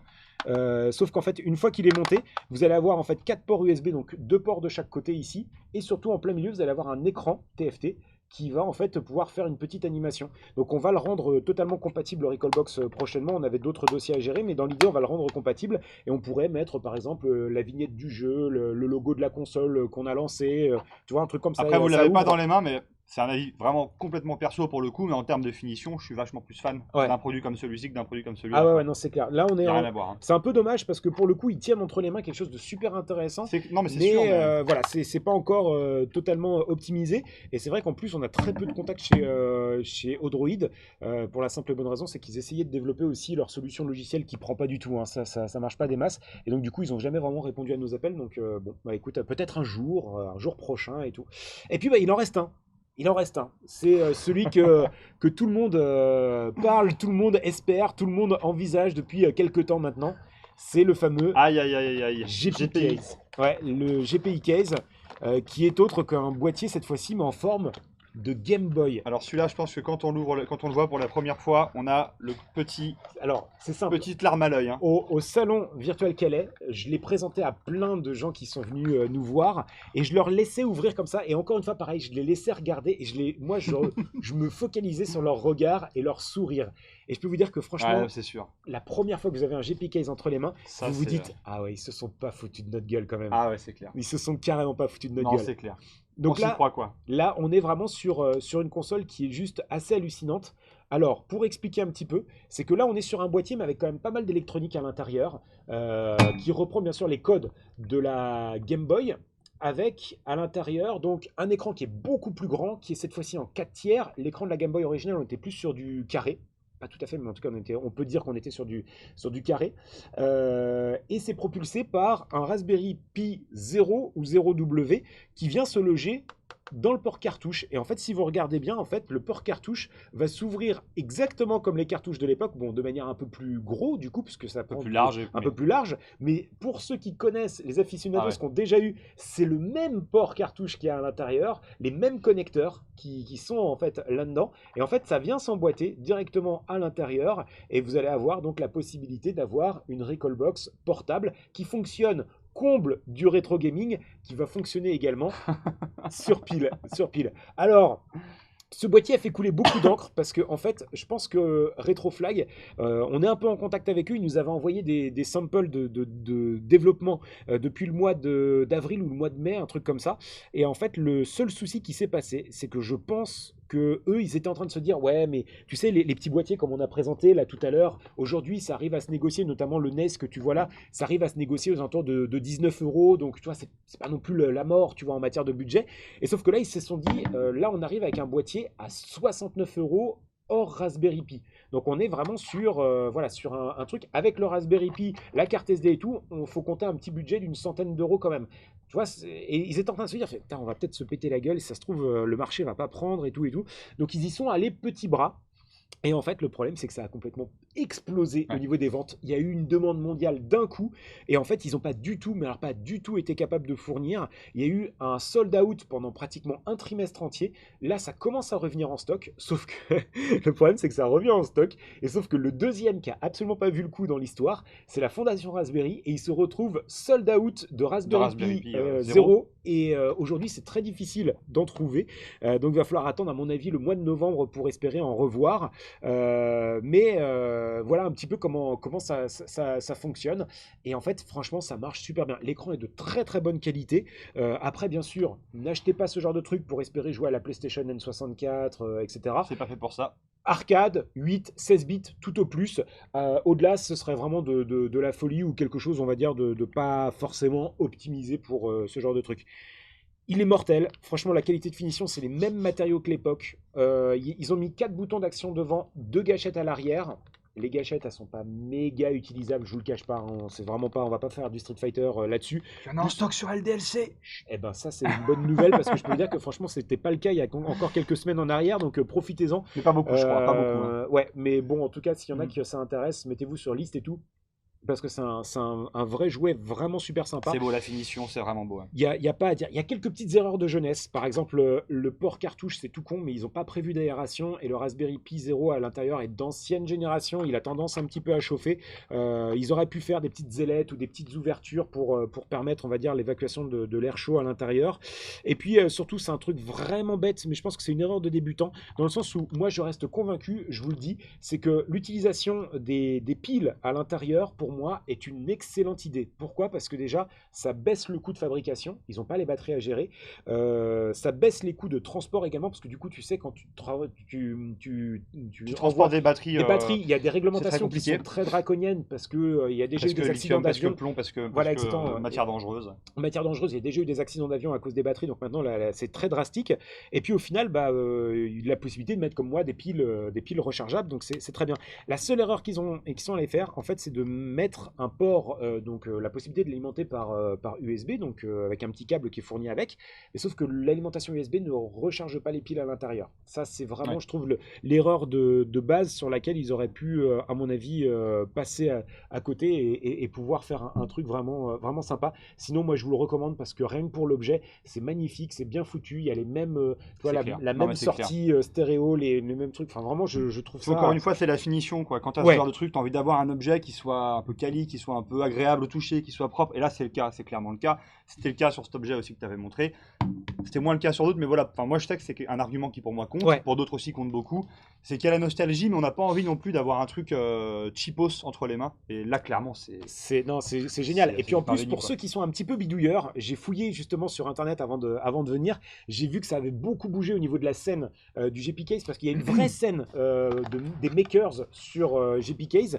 Et en fait, tu vas avoir des trucs assez hallucinants où tu vas avoir justement des gens qui expliquent comment mettre une batterie. Mais là, on est sur un niveau de conception qui dépasse un petit peu l'entendement parce qu'il y a un peu de soudure, il y a du découpage, etc. Donc c'est un petit peu galère. Non, par contre, les trucs qui sont bien, c'est qu'il y a des gens qui sont allés remplacer les boutons à l'arrière, tu sais, qui sont un peu discrets par des vrais gros boutons, on va dire, tu sais, un petit peu avec une surépaisseur, donc D'accord. qui tombent beaucoup plus facilement sur le doigt et qui ont un petit effet gâchette, tu sais, avec un petit peu ergonomique. Ah, d'accord, ok, ouais. Et surtout, c'est qu'il y en a qui sont allés reprendre en fait ce port cartouche là, ils l'ont juste ouvert, ils ont récupéré l'électronique à l'intérieur, les câblages, les machins, etc. Ils sont allés refaire une cartouche XXL et en fait à l'intérieur, on a la possibilité maintenant de pouvoir mettre un Pi 3 A+, pas le B+, hein, comme vous voyez ici, il y en a un autre qui est sorti entre temps, c'est un A+, qui fait en fait finalement la moitié, donc si vous regardez en fait ça va faire une carte qui est à peu près grosse comme ça, qui peut se loger en fait dans une cartouche qui va légèrement dépasser, comme certains jeux dépassaient à l'époque sur Game Boy, on repense à Pokémon Pinball ou des trucs comme ça, des jeux qui dépassaient légèrement, ou avec le Game Genie, ou toi, Pokémon Pinball. Oh là là. c'est ça, ouais. Oh là là, là, tant Et de donc, souvenirs. avec la possibilité de pouvoir jouer avec un Pi 3 A+. Alors, j'ai absolument pas testé, je sais pas ce que ça donne. Mais par contre, l'avantage, c'est qu'on a la puissance d'un B+, qui peut se condenser là-dedans. Alors, par contre, à mon avis, avec une autonomie qui est proche de la Game Gear, je vous le cache pas. Mais par contre, voilà, c'est La à fameuse voir. autonomie de la Game Gear. Non mais c'est voilà, non mais c'est bien, tu vois. Moi j'aime bien en fait. Ce qui est cool, c'est de se dire, moi franchement, je serais super fier en bossant chez Retroflag, de me dire, putain, le projet ne m'appartient plus, l'objet ne m'appartient plus parce que les gens se le sont Ils s'en emparent et appropriés. puis ils se Et ils en l'approprient, font des quoi. trucs Non, mais c'est complètement clair. barrés et C'est tout. clair. Et c'est comme nous en fait, c'est pareil. Là, on vous en a pas parlé, parce que tu vois, on fait ça sur l'aspect console de salon. Mais nous, on est tellement fiers de voir des créations après, des gens qui, partant du logiciel, vont se créer des bornes d'arcade. Ouais. Parce que après, c'est pas très compliqué. Une fois qu'on a ça, qu'est-ce qu'on fait? Soit on peut brancher les boutons sur le port GPIO, soit on peut les brancher en USB. Et au final, on peut avoir un petit contrôleur USB et se mettre donc un panel arcade, se faire une borne, un écran, se faire un bar top, se faire. Moi, nous, on a vu des gens qui faisaient des trucs de malade. On a vu des gens qui détournaient des Minitel. Ça, je pense que vous avez forcément vu ce truc-là. Ils prenaient des Minitel de l'époque, ils désossent complètement le truc, ils mettent un écran TFT à l'intérieur entre 9 et 10 pouces, ils se refont l'électronique, un petit ampli audio, etc. Et machin. Et après, ils virent le clavier, ils se refont un truc imprimé en 3D. Et hop, une mini borne d'arcade. C'est absolument. goldé, ouais. Ouais, il y a un côté vintage Non, mais c'est possible, sûr, quoi, non, tu mais vois. c'est sûr. Et il y en a plein des trucs comme ça. Par exemple, tu vois, on est allé au salon Virtual Calais, ça me permet de faire un petit coucou à l'association Gamebox, qui est l'association de rétro gaming là-bas sur place à Calais. Et eux, ce qu'ils ont fait, j'ai trouvé ça absolument génial. Ils ont fait en fait une Game Boy, mais taille humaine, hein. Elle fait 1m80, quasiment 1m80. Elle est toute blanche. Avec Ils des ont. énormes boutons. Ouais, énorme bouton, mais tu sais, juste des stickers, tu vois, ils ont juste reproduit le truc, et en fait, ils ont juste utilisé l'écran, et en fait, c'est quoi? C'est ni plus ni moins qu'une borne de la CAF. Vous savez, les trucs pour la latente, tu sais, pour gérer tes dossiers, etc. Ils ont juste repris une borne de la CAF qui était mise au rebut avec son ordinateur de l'époque et tout. Ils ont juste installé Recalbox dans Incroyable. l'ordinateur, et aujourd'hui, ils en font une borne. Ils ont juste, tu vois, mis un sticker Game Boy, et ça en fait donc la fameuse Gamebox, puisque c'est le nom de la, comment ça s'appelle, de l'association. Et ils en ont fait des Gamebox géantes où les gens peuvent s'affronter en duel Avec un comme ça. rebut de la CAF. Et avec des bornes de la CAF, de la caisse d'allocation familiale. Mais c'est génial parce que, tu vois, même là, on se dit, c'est utile. Pourquoi? Parce que, eh ben, on est sur ce que l'on appelle de l'upcycling. Ça veut dire qu'en fait, on n'est pas sur l'utilisation de nouveaux matériaux, tu vois, comme ça peut être sur des boîtiers comme ça, où on crée de nouvelles choses. Non, l'upcycling, c'est prendre ce qui existe, le détourner pour en pouvoir faire l'utiliser, lui donner une nouvelle vie, en fait. Ouais, c'est ça. Non, mais c'est clair, c'est Tu vois, clair. il y a des projets, un des projets arcade les plus connus, si vous prenez la table, si je dis pas de bêtises, ça doit être la table Laka de chez Ikea.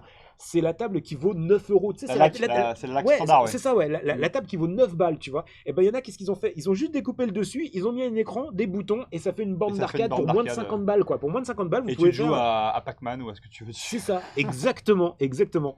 C'est drôle, quoi. Enfin, D'ailleurs, vraiment, j'en c'est drôle. profite pour dire, il est 18h moins 20, est-ce qu'on se ferait pas une petite partie de quelque chose? Ah ouais, peut-être un petit. On parle de jeu, on parle de jeu, on Ouais. parle de jeu, mais là, moi j'ai envie de jouer, là, j'ai envie de jouer, jouons, Franchement, jouons. moi j'ai envie de te dire, Street of Rage, ça serait quand même pas mal. Par Ça contre, je suis en serait train de quand me dire, la deuxième manette, je l'ai peut-être pas associée. Il va falloir que je l'associe. Hop, je suis désolé, je sors hors champ.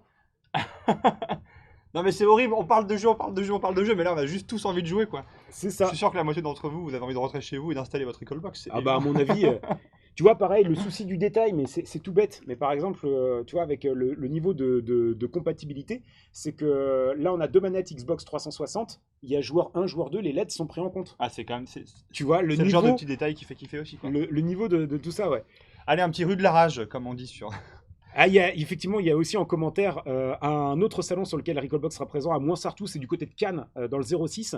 Et vous allez pouvoir découvrir également le téléphone original de Hugo Délire avec une Oh, Recalbox Hugo à l'intérieur. Délire. Hugo Délire, comment on ruinait nos parents, quoi. C'est ça, c'est exactement ça. Mais tu as claqué 100 francs sur. Tu m'étonnes, tu m'étonnes. Allez, c'est parti. Ouais, vous allez pouvoir voir ça un petit peu ce que ça peut donner. Il y avait Street of Rage, sinon on aurait peut-être pu se faire un petit truc genre Metal Slug ou Metal Windjammer. Slug, moi je suis trop chaud, Metal Slug. Ah hein. putain, Metal Metal Slug. Ouais. Slug 2, Metal Parce que c'est Slug vrai que 2, je suis trop chaud, quoi. Celui-là, on avait bien aimé. Putain, Metal Slug 2, Super allez, Vehicle, génial. Metal Slug 2, soyons fous. Ah là là, les souvenirs. J'ai claqué mes pièces de 10 balles là-dedans. En tout cas, n'hésitez pas aussi, hein, moi c'est la petite publicité, mais à suivre Recalbox sur les réseaux sociaux, Facebook, Twitter, Instagram, YouTube, j'ai Twitch, Twitter, on est un petit peu partout. C'est hyper important parce qu'en fait, nous, on est vachement accessible aussi. Si vous avez la moindre difficulté pour vous lancer dans le projet ou faire quelque chose, bah, n'hésitez pas. Il y a des gens qui sont là, Il y a la des gens qui communauté sont qui est là, là il y a pour une aider. vraie commu qui est là derrière, une communauté francophone qui est là présente pour pouvoir vous aider, quoi. Et on a aussi le Discord Twitter qui vient d'ouvrir. Le Discord LDLC qui vient d'ouvrir. Et du coup, où il y a pas mal de communautés aussi qui peuvent vous aider, vous donner des conseils. Donc n'hésitez pas aussi à le rejoindre. C'est assez.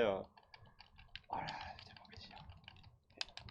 Alors pareil, par exemple, là sur les nouveautés au niveau de comment ça s'appelle de l'émulation, Ah, il faut sauver les gars là. c'est que alors là il y en a plein qui vont dire ouais dis donc ça lag Recalbox et tout ça. Non, n'oubliez pas, attention, on est là sur de l'émulation et si ça laguait à l'époque, ça lag encore aujourd'hui.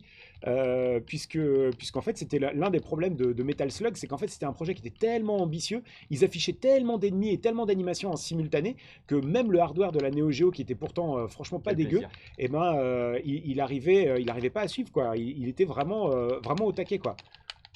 Allons le bombe celui-ci là. Et à chaque fois qu'il y avait des grosses explosions là-dedans, il y avait toujours un maximum de comment ça s'appelle Petit ralentissement. de lag, ouais, de ralentissement. Mais là pareil, tu vois, on joue à la manette. Bordel, si vous jouez à l'arcade stick, vous allez tout de suite comprendre que ça n'a Ça rien n'a à rien à voir, quoi. voir, c'est clair. Alors ça, comme à chaque fois, les premiers levels étaient quand même assez easy. Ouais. Quand tu passais sur les niveaux d'après, bizarrement, c'était beaucoup plus compliqué. Alors il y a plein de Easter eggs en plus dans ce jeu, puisque alors c'est pas à ce niveau-là, mais enfin c'est dans ce niveau, mais c'est pas à cet instant précis. Mais il y a des comment ça s'appelle? Tu vois par exemple l'autre il fait des kamehameha et tout, il me fait marrer. C'est drôle. Ah, tu vois c'est plein de Easter eggs dans ce jeu. Et notamment il y avait des pancartes en disant ouais j'ai la diarrhée, des trucs comme ça. Enfin tu vois ils se sont amusés à écrire en arabe des trucs complètement farfelus, complètement improbables. Ah, je trouve ça très très drôle. Allez, vas-y, C'est je te laisse le chameau si tu veux. le chameau bionique. Attends, parce que T'en as. l'autre il a balancé une grenade dessus. Je vais Ah, mais attendre. c'était un piège, je te le laisse, mais je savais. Oh, l'autre il va m'envoyer des missiles, je vais pas On comprendre. va un dieu. Mais bon. Mais ça, si vous commencez à y jouer avec, un arcade stick ou un truc comme ça, Ah, là c'est le plaisir. vous allez vraiment prendre tout votre pied C'est le plaisir. dessus. Bon, on espère en tout cas que ça vous a donné une furieuse envie de redécouvrir certains jeux de votre Certains enfance. titres. Parce que c'est le but en fait, tout simplement, c'est de repartager, de rééchanger, de pouvoir revivre ces émotions-là. Je crois qu'il Y a- faut péter le rouge d'abord. Et comme ça, Ouais. voilà, c'est la chaîne. Et puis c'est drôle parce que tu vois, ça te rappelle, Ça rappelle à ce tout, niveau, quoi. c'est à ce niveau-là où en fait les inscriptions en arabe Ah veulent oui, dire, ça veut dire des... ça veut dire des trucs complètement improbables. Ouais. les réacteurs, les réacteurs. C'est beau. Quel souvenir. Et alors, ce que j'étais en train de te dire, c'est qu'en fait, il y a d'autres fonctionnalités également qui sont possibles avec Recalbox. C'est que vous avez par exemple la possibilité sur la Neo Geo de pouvoir charger l'Unibios, qui est en fait le BIOS modifié, craqué de la Neo Geo, et qui va vous permettre notamment de choisir la région du jeu, de la console. Est-ce que vous jouez par exemple sur Neo Geo console de salon ou Neo Geo borne d'arcade, tu vois? Ouais, ouais. Et puis également de pouvoir régler, notamment sur Metal Slug, parce que Metal Slug est un jeu qui a été censuré sur console, vous pouvez activer ou non le sang, pardon. Donc il peut apparaître ou pas dans le jeu. Tu peux régler également plein d'autres trucs, toi, le timing, le nombre de crédits, ce genre de trucs-là. La difficulté également. Enfin, tu vois, il y a plein de petits paramètres également que tu peux faire et qui sont quand même plutôt cool. Il y a des possibilités qui sont tout simplement infinies, quoi. Oui, il y en a qui disent que ça lag, mais oui, c'est normal. Mais essayez Metal Slug sur Neo Geo, vous allez voir que le lag que vous allez avoir, c'est exactement le même. Hein. C'est pas du tout la Recalbox qui va laguer là-dessus, c'est vraiment C'est dans les conditions d'époque, c'est quoi. dans les conditions d'époque. Là, si on met par exemple, si on affiche les frames, enfin voilà, les FPS, vous allez voir qu'en fait, on est vraiment à 60 FPS et que c'est pas du tout la Recalbox qui va laguer. Bah, je pense que c'est peut-être là-dessus qu'on va peut-être se quitter parce que quand je vois l'heure qui tourne, Quelle heure est-il bah, là? il est moins le quart. Ah, il est moins le quart, malheureusement, ouais. Il est moins le quart déjà. Ah, quel souvenir, mais c'est vrai que c'est la Madeleine de Proust, quoi. C'est... Ouais, et puis ça permet aussi de découvrir, tu sais, plein de jeux totalement différents. Par exemple, je suis désolé, mais tu vois, qui aurait pu être, comment ça s'appelle, qui pouvait avoir une Neo Geo à l'époque? C'était impossible, quoi, tu vois. C'était vraiment C'est impossible. On clair, pouvait c'est pas clair. avoir un truc comme ça, quoi. c'était beaucoup trop cher, beaucoup trop. Et donc là, du coup, ça permet vraiment de. Non, si, c'est bien là où il faut Non, aller. il y avait, Ouais, il y c'est avait, il ça. y avait, il y avait un petit bonus au fond de la Ouais, c'est caverne. bien ça. Parce que moi, je me suis fait Ah toxifier ouais, je par un crois qu'il faut zombie. que tu ramasses une potion, un truc comme ça. Ouais, c'est ça, ou alors il faut que je meure, en fait, tout simplement. Je crois que tu Parce as qu'en des, fait, des- des petits sédatifs. il m'a vomi dessus. Il m'a vomi dessus, donc du coup, je peux plus. Du coup, tu risques de rater ton train à cause de Metal Slug. Ouais, Hein, ça va être ça, ouais. Ça va être ça. Non, en tout cas, franchement, c'était un plaisir. Merci Franchement, beaucoup c'était pour un vrai plaisir, ouais. l'invitation. J'espère que ça a rappelé plein de souvenirs à plein de gens parce qu'il y a tellement de choses. Je reste convaincu finalement que on peut pas apprécier le jeu vidéo d'aujourd'hui sans savoir un petit peu ses racines, D'où il ses origines, vient. d'où il vient. Tu vois, pareil, Metal Gear, tu vois. Tiens, t'as le petit sédatif là. Ah oui, c'est ça, ouais. Et Ah, voilà. cool. Human. Je vais tout de suite me reprendre un truc derrière, tu vas voir. Non, mais voilà, il y a il y a plein de trucs sur lesquels c'est l'origine, quoi. C'est la base. C'est là où on reconnaît plein de trucs. C'est clair.